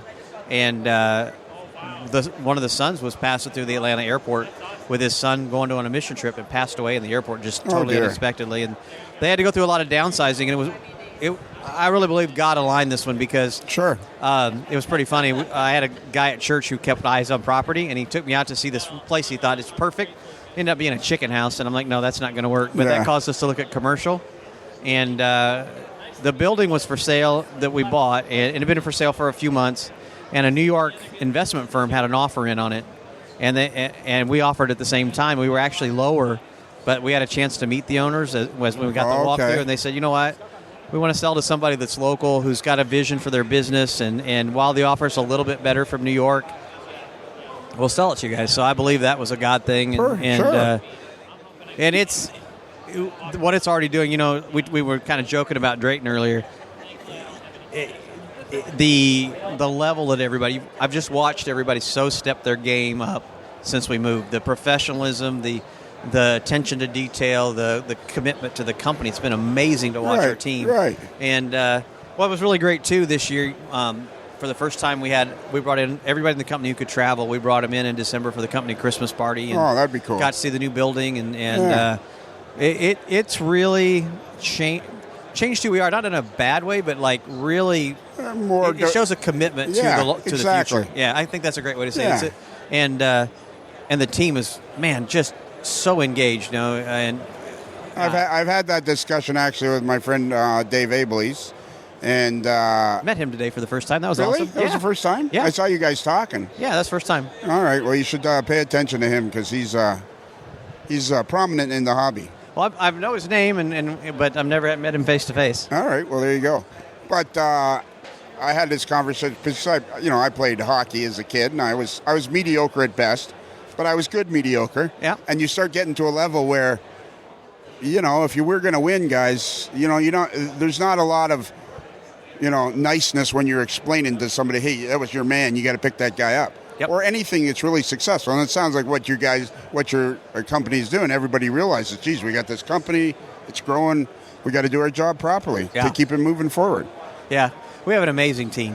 Yeah. I mean, I can't speak enough about our people. And you probably heard me say before, we hire culture first, talent second. Yeah. And there's a culture that we want our team to have, and it's who we are. Yeah. And the last year we brought in some more great people, and as we've grown and got to really meld, I think having everybody in December was really good because we have folks all over the country at this point. And and it's, I don't know if everybody knows, but I know you're a man of strong faith. Yes. And there's nothing wrong with that. Yep. And, I know you're committed to that. And there's nothing wrong with that. But I think it shows in the way you commit yourself to everything.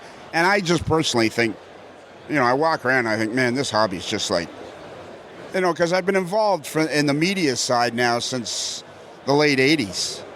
And, I had the privilege when in the 90s and the early 2000s to stand in the Model Railroader booth. And I thought, man, I've made it. I'm in Model Railroader booth wearing a Model Railroader shirt and Kalmbach shirt, and I've made it. And I mean, to see where the hobby is now, and then you and I have talked quite a bit since you basically started. Yep. And this thing just kind of keeps growing and growing. And sure, most of it's due to your good business prowess, but it's also due to the fact that this hobby is just, it's like a chia pet almost. Well, you're kind about the business prowess, but we have seen a huge growth in the last, probably, when I say growth, an influx of new people through COVID, 2021 into 22. And I'll tell you what's been amazing here at the show is how many people I've talked to, this is their first time to Springfield. Yeah. I mean, a lot. And that speaks volumes. And not just from the area here, but I mean, I'm talking to people from Florida and all up and down the eastern seaboard to the Midwest. And let me use this example. I actually started talking about this on the podcast maybe 2 or 3 months ago. But it seems like there's a lot more money in the industry of model railroading than you realize. There's not kind of money where you can sponsor a stadium, a football. Lord, no. No. But there's not the kind of money where you can sponsor a football stadium. But there's a lot more money than just the mom and pops building kits in their garage. Oh, yeah. The hobby has grown to a point where you've bought a new warehouse, 18,000 square foot warehouse. And I think it's only part of what makes the hobby grow. Yep. It's fun to hang around ScaleTrains. It's fun to hang around the other big manufacturers. Gives people confidence. Well, I appreciate that, Lionel. And like I've said many times, we are blessed beyond our wildest dreams. Absolutely. And that's okay. Yep. Being blessed is okay. You're trying to pass along a good product. You're blessed, but you're not making a crappy product. No. You're blessed. You realize the responsibility. Oh, absolutely. I mean, I said more than once today as I've talked to folks, I always thank people for their business when they're in the booth, and couldn't do this without them, right? Yeah. I couldn't do what I love if it wasn't for the customer buying our product. And let me just leave you with this. I've always, we've had dinner a couple of times. Yep.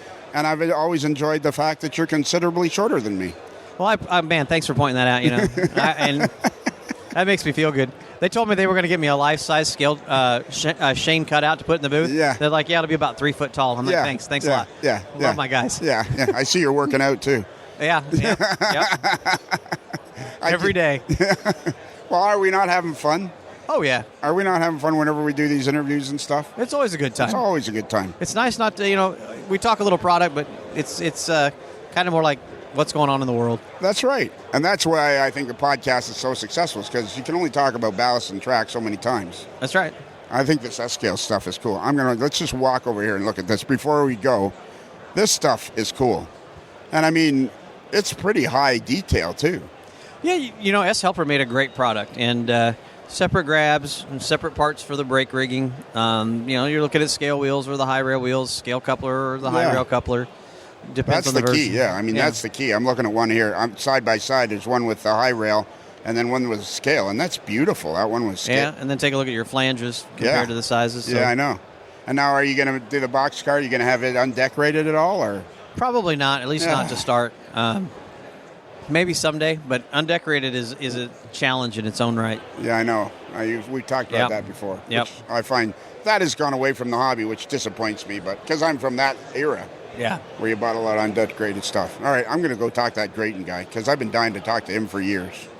Well, have fun with Drayton. He's right there. Yeah, and he's kind of looking at us. I know. He's nervous because I know so many stories about Drayton that he and his father and I are going to start a support club. Oh, there you go. All right. Well, say goodbye, Shane. Say goodbye, Shane. Thanks, Lionel. We always appreciate you coming to see us. Okay, now we're interviewing a lady that I have no idea who she is. Do you want me to introduce myself? Sure. Go ahead and introduce yourself. Okay, so my name is Jasmine. I am one half of That Train Couple on YouTube. Right. We got an email from you. Yes, a very awkward email because I'm socially awkward a little bit, asking if you would like us to be on your podcast. I didn't think it was that awkward. Oh, thank you. I think we read it on viewer mail. Yeah, I heard that. That was amazing. Okay. Yeah. So, I didn't think it was awkward. So you guys call yourself That Train Couple? Yeah, so it's Jasmine and Frank, and we're a married couple, and we make videos all about everything we do with trains. Okay. Rail fanning, vlogs right now of all the train shows we go to, layouts we do with our club, and things that we do with made NMRA. you start doing that? Well, when we got married, Frank was into trains, and I've always been into trains. Oh, really? But I didn't know that it was a hobby that you could do and build things and do cool stuff. But I've always really liked to rail fan, and I never got mad that I got stopped by a train and, kind of knew about what trains were. But then when we got married, he was part of an N-Scale group in Cleveland and the Burning River End Society. And so he had a layout in his basement he was starting, and I was like, tear it down. And he went, yeah. And then I said, no, you have to make it bigger. Let's do this together. Okay. And then So how big is it? Instead of being a quarter of the basement, it's half the basement. All right. How big is half the basement? I don't know. As big as the layout of our house. I don't know that one. Well, if you're going to be That Train Couple, you should at least know a few vital statistics. It's big. Yeah, big is good, but it's like big as in, you have a gigantic mansion. It's like probably 13 by 26 feet. And it's N scale. In N scale, yeah. That's pretty big in N scale. Right.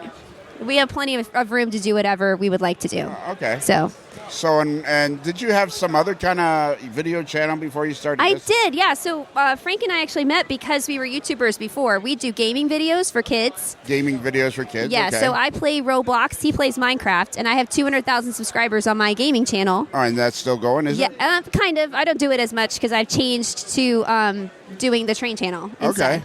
But I do still create videos, but not on YouTube, for a different company that are kids gaming videos. But I have a silver play button, which is amazing. You have a what? Silver play button, which is the 100,000 subscriber button you get for YouTube. I don't know much about YouTube. Oh, yeah. So it was I consider that one of my biggest achievements. Here's what I say about YouTube. My wife insisted I should put the podcast on YouTube so people could listen to it on YouTube. Yeah. And I went, what for? And she insisted. So now we have 1,100 subscribers. Nice. And I didn't even want one. Oh, but you can make residual income off of your podcast being on YouTube. Well, yeah, but money's not the main thing. But it's funny that so many people, a lot of people listen to the podcast via YouTube. Right. Yeah. That's their go-to. Mm-hmm. Yeah. So you got, how long have you guys been that train couple? That train couple, the entity of us is only a couple months old, but we've been married almost 2 years. Okay. Yeah. It's only a couple months old. It's only 6 months, I think. We started it just before the national convention this summer. All right. And I see you're wearing a Gateway. Yes, NMRA. That's right. Are you involved with the NMRA? We are very involved in the NMRA. I'm actually one of the, I don't know if you'd say founding members of the Women in Model Railroading Special Interest Group from the NMRA. We'll be passing out cookies at 3 o'clock today at the NMRA booth. You're going to have cookies? Yeah, free cookies. Wow. Come get a free cookie. Okay. But we're also active members of the Mid-Central Region Division 1. All right. So we are involved in that as well. And so what kind of plans do you have for your YouTube channel? How many subscribers do you have so far? 630, I think, last time I checked. But we kind of took a lull in videos for a few weeks because of the renovation on the basement that I just talked about earlier. So, but that would be interesting too, though, for people that are. Yes. So we're kind of starting with the ground up, and we're going to do videos on what we're doing with our layout, how-tos. I also have started the Walters Build-A-World kits, if you've ever heard of those. So that's an initiative by Walters to send you a kit every month that you kind of put a diorama together. It's an HO scale. So I started doing that for the camera too, demonstrating What's it those. called? It's Walters Build-A-World. Walters Build-A-World. They send you a kit every month. They send you a kit every month, a subscription service. Well, I have all 6 kits to show on video. Okay. But it's a 6-month subscription service. They send you a new piece of the puzzle, so to speak. And at the end of it, you'll have a little HO scale diorama. All right, let me ask you, are you up for a hard-hitting question? Absolutely. All right. So you say you have a channel for gaming. Yes. That has 200,000 subscribers. Correct. And your train one has 600 and some odd subscribers. Yes. So why are you doing this? Why am I doing the train channel? Yeah, when you already had an ultra successful channel. That's complicated, but I really wanted to do something with Frank, and that was you for really us want to do something what? with Frank, together. Who's this Frank guy? He's the sidekick. Oh, I'm that train chick, and he's the sidekick. Oh, okay. So he's your husband. Yeah, he's my husband. What's he like? What is he like? Yeah. He's very... Is he a nice guy, or He's is a he just kind lovely of a pain in the butt? Or? Oh, no, he's wonderful. All right. He's very nerdy, just like me. Okay. So we're... So you guys kind of not turned your back on, but you guys decided you want to do something together, and you came up with this YouTube channel. Right, yeah. We came up with this YouTube channel. Yeah. So, all right. basically. So how long has the YouTube channel been going? 6 months, you said? 6 months, yeah. So in that 6 months, what have you discovered that was kind of surprised you? About trains and the hobby, or about each other, or about YouTube? Let's go with trains in the hobby and having a YouTube channel. Well, we, in the course of trying to find content for the channel, we like to go to train shows, and so an easy way to do that is to vlog what we're exhibiting at the train show. Right. And we've gone on a lot of layout tours, especially at the National Convention, and the layout tours were like, oh, we are really not thinking of layout correctly. Like, we decided we were like operations now, because we did some operation sessions at some of the train shows. Okay. And that was like, oh, well, we really want to gear what we're doing towards operations, so let's scrap our plans and let's, go back to the drawing board and really think about what we're doing. So that, I guess it's one thing I've learned is just how to do a better layout. Right, because operations is exposure to a whole different side of the hobby. Yeah, totally. It's better, I like to sit and have a drink and watch trains run around in circles, but sometimes you want to play trains too. Right, yeah. Or run trains. Well, yes, it's true. Yes. There's no playing involved. No playing. It's very serious. Okay, but that's actually, I think that's something you could concentrate on, because I think a lot of people that are in the hobby don't really realize how important model railroad operations is to making the hobby that much more interesting for them. Yeah, it's true. It's like a little quest line that you have for your trains, and you're trying to complete the quest. Or it's like playing Monopoly. Yeah. And if you don't do the operations, like I always say, playing Monopoly, if you don't play it by the rules, you're going to screw up the game. Yeah. And it's when you get into operations, you realize that if you don't do it the way it's supposed to be built, it screws it up. Well, and when I did my first operation session at the National Convention in St. Louis, I was really nervous. I thought we were going to be in a room with a bunch of hard, guys who were going to be like, no, you're not doing it right. Do it correctly. But no, it wasn't like that at all. Everybody was very supportive, and we were like, hey, it's our first time doing this, so please help us, guide us. And everybody answered questions, and it was a lot of fun. We had a very good time. So your husband was already a model railroader? Yes, he was already into model railroading. And then when I realized, what you could do with it, I was hooked. Absolutely. Head over heels. In love with him and in love with the hobby. And then you wanted to do the that train couple thing. Yeah, that train couple. Absolutely. Well, now we got to figure out how to get more subscribers then. Yes, please.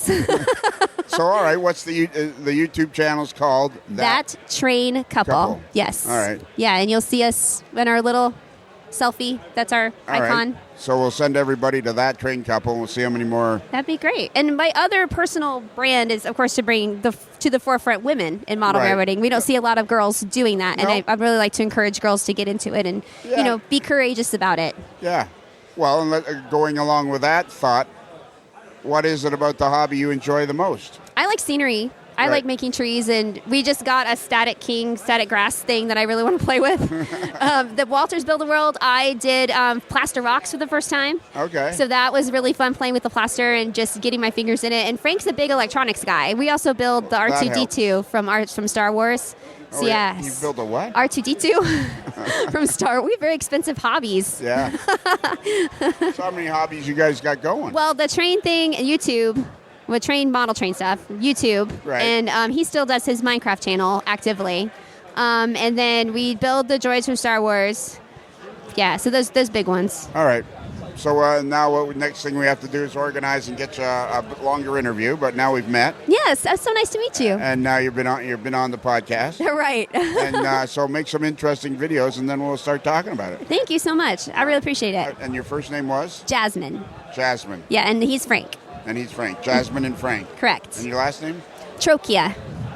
I know. I married into that. Why did you have to do that? We were doing so well. I know. It's Italian, apparently. Well, the problem is here, the show is so busy. There's so much noise. There is. Going on because there's so many people here. So how do you pronounce your last name? Trochia. Trochia. Trocchia. Wow. Yes, you can actually find us on Facebook. We're pretty out there. Yeah, so I bet you had a lot of time learning how to spell that. Yeah, I did, and I had to practice writing it, and yeah. All right, well, thank you, Jasmine. Thank you so much. And say hi to Frank for me. I will. All right.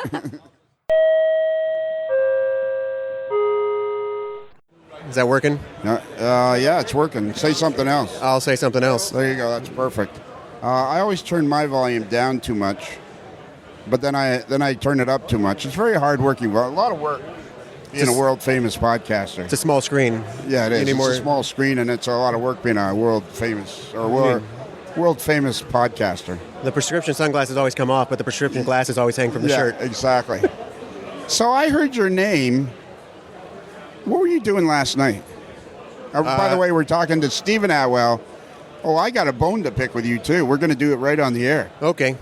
So we're talking to Stephen Atwell, who's the owner of Midwest Model Railroad in Independence, downtown Independence, Missouri. And it's the best. It's 15,000 square feet. It's like walking through a real-life Walthers. What were you doing last night? Last night I had dinner with the JL Innovative crew at the casino. And really? Yeah. And why wasn't I invited? You were at the hockey game, I assume, across the street. Oh, okay. So you were with the JL Innovative crew at the casino. And how did that go?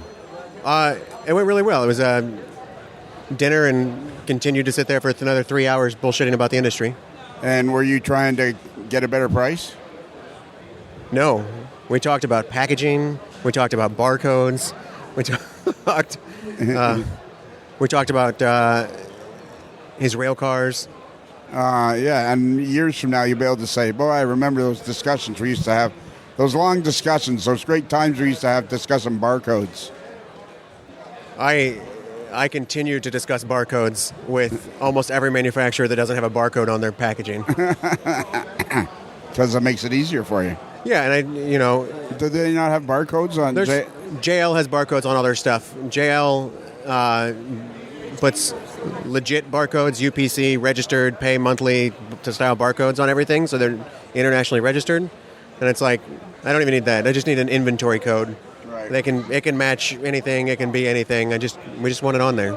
So we can continue to talk, but let me know when you're ready to handle the ugliness. Let's do the ugliness first right now. All right. So I was doing I was signing off on one of my regular podcasts, and I was doing my regular little bit. And if you want a T-shirt with a hot dog on it, all you have to do is go to Midwest Model Railroad, and that's MidwestModelRR.com, and you scroll across, you go across the menu bar to where it says AML. And while I was doing that, I had the website up. Yeah. And I went across the menu bar, and it says Other. Oh, it's not on the menu bar anymore? No. I didn't know that. How do you not know that? I have been unbelievably busy in New York since August 1. Yeah. Oh, that's right. I forgot. You're one of those theater people.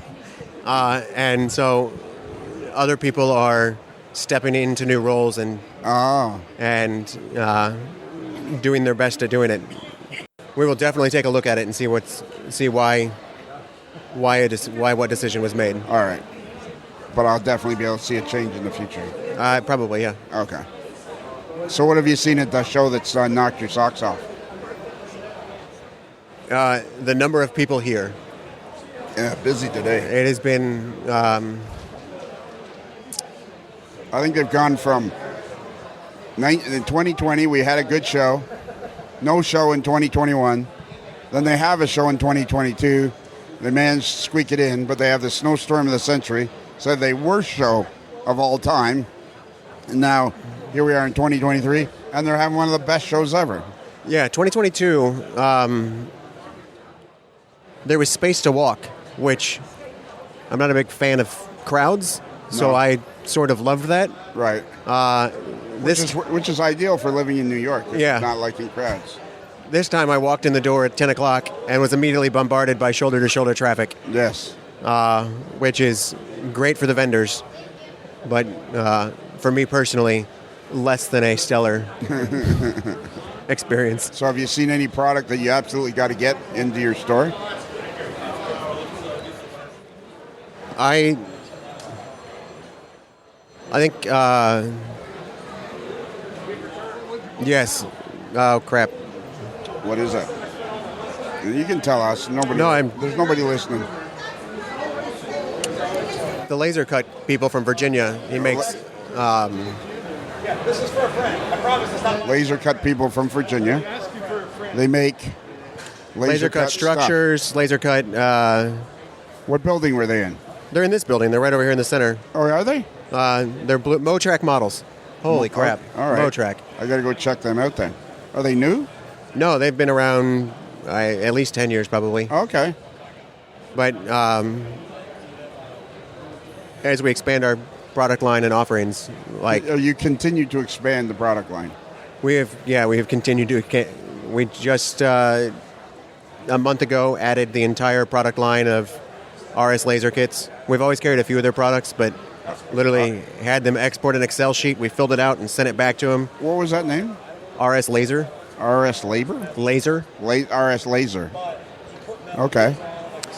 What is, okay, let's go in a different direction. Do you find kits sell pretty good? They do. They still sell well. All right. And how's business at the store? It's busy. Is it busy again? Yeah, it is busy again. So there was a slight lull after we were able to take our masks off? I don't know that it even aligned with that. There was sort of a lull for the summer. And this summer lull lasted a little longer than it had in the past. Went a little more into the... Generally, around the time kids go back to school, we see an uptick. This time there was a little bit of delayed thing there, probably with all the random crap that happened in 2022 in general. Yeah. Did you hear about that pandemic thing? Yeah, that was... Apparently a lot of people were wearing masks and were afraid to go outside. And it was I spent that 18 straight months in Kansas City with my folks. It was... which you loved, of course. Yeah, it was a long 18 months. But that's where you theater people are. Okay, so what show are you working on? Are you still working on that K-pop show? No. So, that was a disaster. Oh, was it? Yeah. Normally a production process for me, 2 months tops. Right. That's about the amount of time I'm involved in a show. K-pop, I was involved August 1st and finally released on November 27th when the show officially opened. Right. And I believe we started loadout of the show on December 11th when it officially closed, or maybe it was the 14th or something. 17 total performances before it closed. That was it? That was it. Holy mackerel. I didn't realize it was like that. Yeah, it was... 17 performances officially open. We did almost 8 weeks or something like that of previews. Jeez.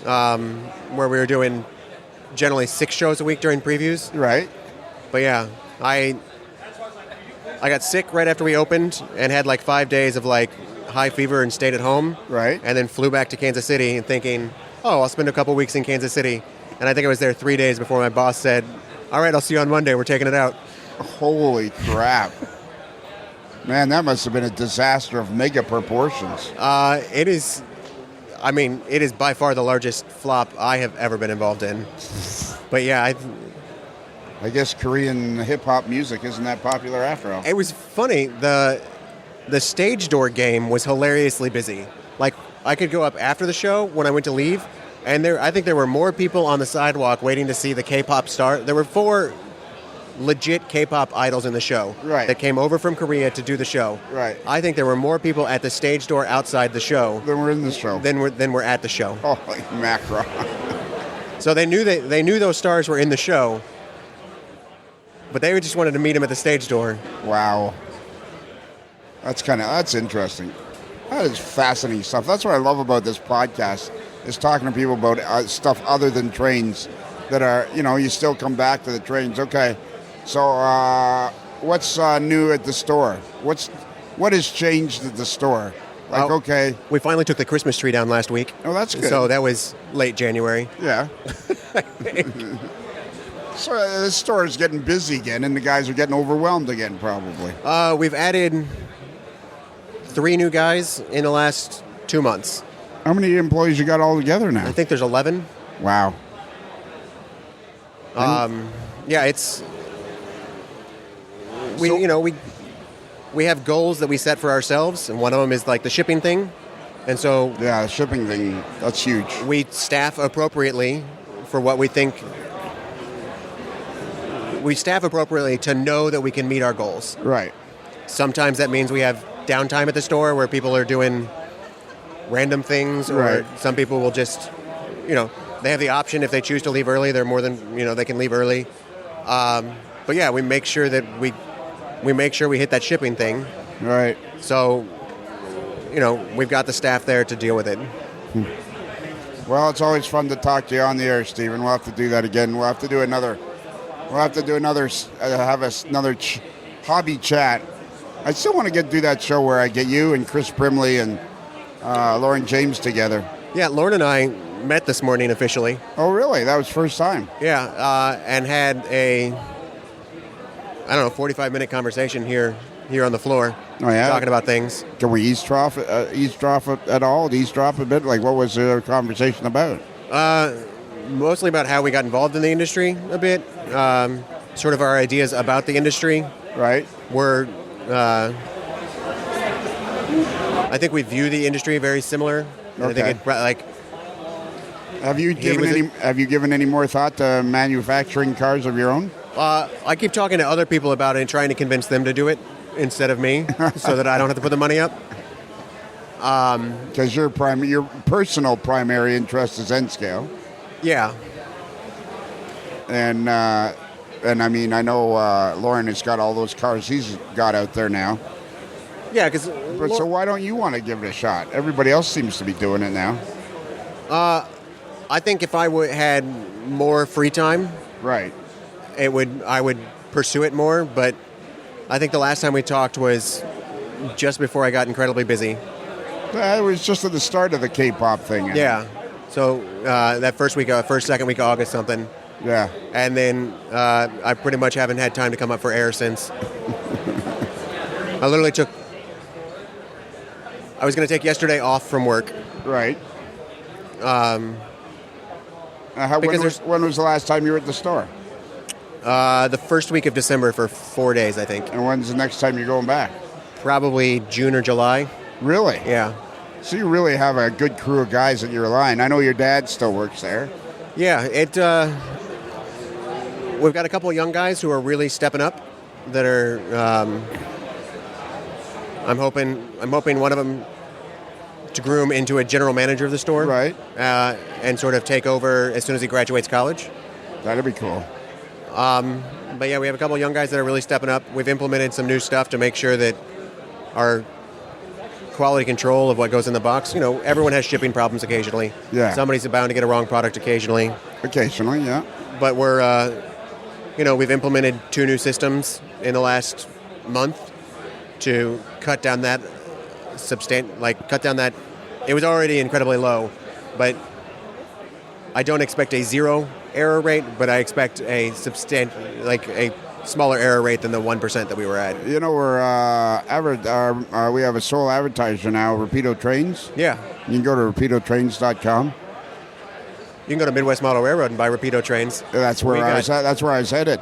We got a lot of Rapido Trains. I think we get every single release that they have. What about this new 44-tonner they're bringing out? They announced it today? Recently? Yeah. It was this weekend. I'm sure I'll get a news brief in my email inbox. You're going to sell 1 million of those. I mean, no one's produced a 44-tonner since the Bachmann terrible ones in the 80s, Yeah, that's right? what I was going to say. Nobody's ever produced a good one. Yeah. And, I mean, that's all you can produce nowadays is quality stuff. Yeah, the previous one was a toy.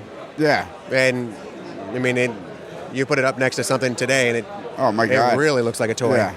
And I think Rapido's going to sell 1 million of those things because they're just a good-looking locomotive, fun to have. Whether you need one or not, they're fun to have. I think they're going to sell 1 million of those things. And it's Rapido Trains. Rapido Trains is your fast track to model railroading fun. Is that their tagline? Well, it's one we made up. Oh, there you go. We also have a little jingle too, but yeah, I won't sing it for you right now. All right, where are you going to go now? What else do you want to? What's on your absolute to-do list before you leave the show? I have accomplished it already. I'm going to walk around and talk to a couple more manufacturers that I don't get to see very often. Oh, that's a good idea. But yeah, I've made it through the show. I think 2 trips around, and it's just sitting around. I'm going to go see the couple that have been busy. I mean, it was busy this morning, so some of them I shook their hand and walked on. I know. My favorite thing to do at every show, every Springfield, I walk up to David Leelbach at about 10:30 with my microphone in my hand. I go, "Hey, David, have you got time for an interview?" I think he's finally catching on, but yeah, right. The first time I did it, I got out of this deer in the headlight look, and because they sell cars like, there's 3 guys going, as fast as they can trying to fill orders. Yeah, I slept in this morning, had breakfast, came over here an hour after the show opened, and as we were driving in, I was watching people take loads back to their cars already. Well, that's because you were at the casino all night. I did stay at the casino until midnight. Playing the slots. Playing the table games. Okay. Did you win or lose? I lost. All right. Hey, do you have any AML stickers left, or are they all gone? Oh, I don't know. I haven't checked in with shipping in a while. Well, yeah, I bet you they got to be gone by now. We got to buy more. Okay. All right. And we're going to get right on that AML. Yes. All right. Because I'll take a glance at it when I get back to the hotel. All right. Say goodbye, Stephen. Say goodbye, Stephen. Well, so what did you think of that show? That was, it's always fun to kind of go back and relive the weekend, because the weekend's just a total blur of action and everything. So it's it really is. It's an absolute. Ever since we started the podcast, it's just like phew, it comes and it goes, and now it's Sunday afternoon at 4:00, and you finally get to take a breath, and you go, okay, great. I'm gonna go. Oh, wait a minute, the show's over in an hour. Yeah. Yes. So, on this particular show, we listened to Ralph Heiss, who is a regular operator on Uncle Dave's Onondaga Cutoff. We listened to Riley Triggs, who is I forget what his actual official title is with the NMRA. He's the publication director or something. He's publication and something to do. Yeah, publications, and I'm not sure if he's hooked in with doing stuff on the website or not, but he's doing good work. I think he's publications. I know he's publications for sure. He's in charge of. He was the guy that was instrumental in getting the NMRA magazine online. Yes, that much we know for sure. And he loves bananas. From our past interview. So, and that was a fun one. That was about 18 minutes long. And then our buddy, the Queso Cowboy, the greatest nickname in all of AML land. It is. He interviewed Rob Hinkle. Right, of the OPSIG. The president of the OPSIG. Yep. And I was thinking, as I'm listening to this 10-minute interview, I was thinking, we got to get Rob on the big shoe. We should get him on the big shoe. Yeah, because he was very interesting to listen to. So we're going to do that. And when I was there, I bought that book. What's the main book? Oh, the Compendium of Operations, the Model Road Operations. Yeah, that big hardcover book. Yeah, that is a great book. Yeah, I bought that, and I've been thumbing through that. So it'd be great to talk to him on the big show. Yes. And then we talked to Shane Wilson, all about they're moving into new digs in a place called Cleveland, Tennessee, which is near Chattanooga. So they're moved into some 18,000 or 30,000 square foot building. And they just hired a videographer guy and all that sort of stuff. So but that's my indication of the folks at Rapido Trains.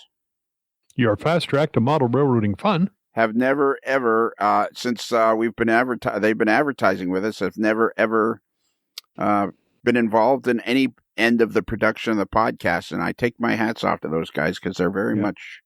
They just want to be part of the AML Nation. If I may interject, I'm looking at their latest newsletter, and I quote: "The Race for the Cure scheme once again returned, as always, for a great cause. $5 from every sale of an on-track for cure model will be donated to Lionel Strang's One More Year campaign with the Princess Margaret Hospital Foundation to support mental health of cancer patients." Wow, that's friggin' awesome. Yep. And today I was talking to our buddy Bernard Buzz Helen. Buzz Helen. Yeah. And we finally hammered out what we're going to do with the 3D figures. Oh, was there extensive negotiations and backroom deals involved? Well, not really, because as I've made very clear on the podcast before, it's really none of my business. Yes. What he chooses to do in the case of donating to the cause. But he very much wants to be involved. So he came up with a great plan. There's going to, the next 5 figures are going to be released once a year. It'll be Kelly and then hard part, the Queso Cowboy, and Scott, the Table Master Lister, and then I insisted the fifth one should be Bernard Buzz Helen himself. And then everybody else. See, he can do that now. He can scan himself now with the little rotation thing. Oh, that'd be cool. I don't know. Well, he's got a few years to figure it out. Yeah. And so anyway, so at the end of those 5 years, there will have been 7 of us that were introduced once a year. And then he said, then we could go around and do everybody, scan all those people again and just keep it going in perpetual, whatever you call it. And then everybody else, like Martin Jenkins and Peter Borchards and Angela Sutton and all those folks, he's going to release those and to the general public, and 10% of all those sales will go to the one more year thing. Well, it's very generous of him. It's incredibly generous. So that's what's happening. Well, that's good. Only his suggestion was for 2024, instead of it being a hard part, it should be the Queso Cowboy, because that's going to be Comstock number 2. 2024, yes. Yeah, that's right. Comstock again. And Comstock the sequel. Yeah, and I said, well, then somebody's going to have to tell hard part that he's getting bumped a year. Well, you know, somebody who's listening to this, he just found out. Yeah. Hey, Kevin, surprise. And then he said, so he'll go after the Queso Cowboy. But I said, yeah, but the year after that, it's Scottapalooza. So shouldn't you release the Table Master that year? Ooh. So then he'd get bumped again. So that's going to be. Oh, well. That'll be endless. So the only solution is Kevin's got to take over and have hard part of Palooza and look after it. Then he'll get his figure out. Well, and he could make the argument that this year at Rochelle is kind of his baby. Well, that is true. So he could. You could make that argument, and if he steps up like he usually does with all the fine victuals and everything else, there might be a good argument to be made. Exactly. Anyways, where did we leave off? Oh yeah, we talked to Shane Wilson, and then we talked to the train couple. Yes, but I don't remember that train couple. Trocchia is the last name, I think. Troccia. I'm gonna get. I butchered that spelling, but it's that train couple. Yes, the train couple. I'm gonna search that on Facebook and see. Oh, there it is. That train couple. Yep, there they are. They were scanned by Buzz at Amherst, and you can buy them on Buzz's website. They're up. All the scans from he did at Springfield are now available for sale, where the people have agreed to do that. Yeah, exactly. So let's see. Does it tell us what their names are? Oh, hey, that's us. Buy us for your layout. LOL. That train couple. There they are on February 27th. Jasmine Troccia. Would that be Trocchia? I think it's Trocchia. I don't know. I'm asking you. That's what I say. I probably butchered this spelling, but I think it's probably Trocchia. It's Frank and Jasmine. Yes, Frank and Jasmine. Let us know how badly we butchered your name, please. Yeah, and we only talked to Jasmine. And if you want, you want to find their Facebook page, it is That Train Couple. They need some more followers and some more likes. So get that going. And they have a YouTube channel, and just look for That Train Couple on YouTube channel. So we got to get them on the podcast too. Yeah, they're probably a fun bunch to talk to. I've watched them. Their stuff is pretty interesting. Is it? Yeah. Okay, good. And then finally, we have Stephen Atwell, the proud owner of Midwest Model Railroad in downtown Independence, Missouri. And we have it out about that whole thing about other. The other? Yeah. You discussed the other topic? Yeah, exactly. Because somehow they moved the AML Nation off the main menu bar and put it under other. Other, yes. I'm not impressed. Which is kind of irksome. It's very irksome. Now it's very fun that they sell all of our merchandise, and they enjoy selling our merchandise. Yes, but we need to be on the main menu bar. All right, so I'm going to look it up, see if it's still that way. I'm sure it is. I don't think he's changed it because he's busy in New York. Yeah, see, it's like Railroadiana, DC and DCC books, books, games and puzzles, rockets, slot cars, other. And we're under other. And I'm surprised. I'm surprised we're not under clearance or something. Yeah. So anyways, yeah, he was our last interview in that. In Springfield report number 2. And there may be 2 more there's at least 1 more Springfield report coming, and there may be 2. I ended up talking to a lot of people. That's what you said. You said you're going to take it easy. I did. Yeah. Hours of stuff. There's tons of. Let's see how many more people we got. Somebody from Atlas, a fellow named Brian Bollinger, Karen Confer from somewhere. Let's see what else. That's 3. And then we got 1, 2, 3, 4, 5, 6, 7, 8, 9, 10, 11, 12, 13. We still have another 16 interviews we got to get in. So there's going to be at least 2 more Springfield reports. I talked to too many people. And you know who that will make particularly happy? Who? The Queso Cowboy, because he loves that Bee Gees song. That's right, yeah. You'll just be ecstatic to hear it 2 more times. In Massachusetts.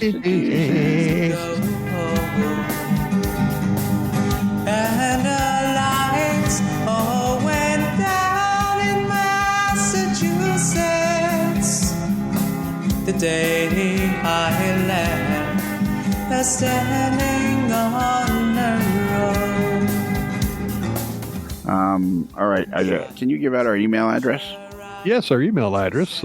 Please send us emails. We love emails. Good, bad, different. We read them all. You may appear on Viewer Mail if you're lucky. Send us an email at modlerslife@gmail.com. That's modelers with 1 L, modlerslife@gmail.com. Yeah, that's 1 L like Lauren, not 2 L's like Otter Valley Railroad. There you go. Boom. What show were we doing? Oh, it was Fan 61. And Kelly was doing the email and he missed it. So I thought it was, on his part, it was kind of like a swing and a miss. I thought, it's obvious. You got Lauren there, Otter Valley, boom, boom. Had I done it, right there. Would have been 1 L like Lauren, not 2 L's like Otter Valley. But no, I forget what he did. And if you miss that address, if you go to our website, amodelerslife.com, and scroll down just a little bit, you'll see a picture of the moderately agitated mailboy in a particularly agitated state. We got lots of viewer mail to do, so we're going to be doing Viewer Mail 101 not that far from now, probably in a couple of weeks from today.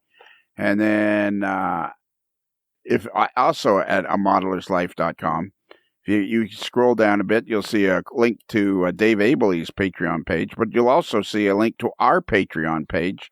And if you like this podcast, and you'd like twice as much podcasting every week, just click on that link on Patreon and boom, for a few cents a day, like 16 cents a day, maybe 17, who knows? I can't figure it out. It's somewhere in that range, between 15 and 20 cents a day. Yeah, there we go. And you can have twice as much podcasting a week. And if you like listening to the people, you'll love the Patreon channel because it's kind of like sitting on the front porch after a hard day's work. Now, would you be in your rocking chair or on a swing? Well, some of the folks will be in a rocking chair. Some of the folks will be sitting on the banister. Some of the folks will be in the swing. Yep. Everybody will be sipping a mint julep. There you go. Or a sarsaparilla. Yep. And it's it's a beautiful evening. It's a 70, it's 73 degrees Fahrenheit with a light breeze. It's just a beautiful evening. You can hear the crickets going in the background. Crickets are going in the background. It's just a very homey feel. So that's what the Patreon channel is. Yeah.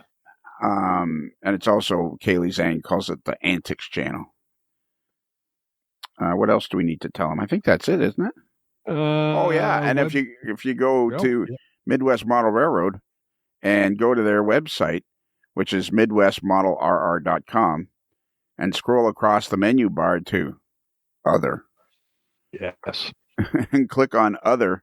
Boom. You'll see the AML Nation link, and you can buy all kinds. You hit that link, and boom, you're in a wonderland of AML merchandise. Hats, hoodies, T-shirts, mugs, whatever you could possibly need.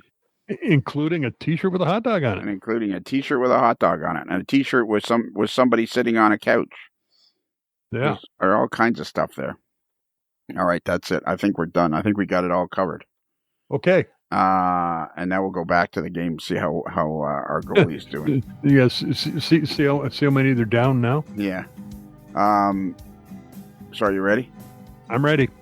So remember, a Modeler's Life podcast is considered marginally adequate by 6 out of 10 people ordering the On Track for a Cure Husky stack car from RapidoTrains.com. And the lights all went down in Massachusetts the day I left, standing on the road, trying to hitch a ride to San Francisco.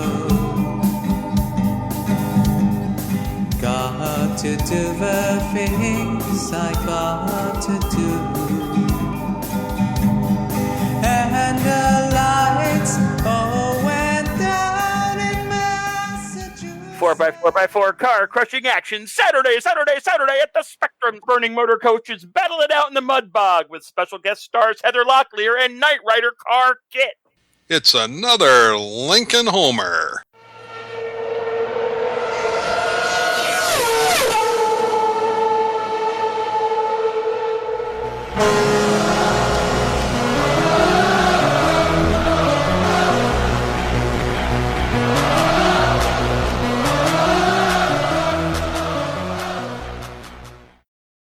Rapido Trains.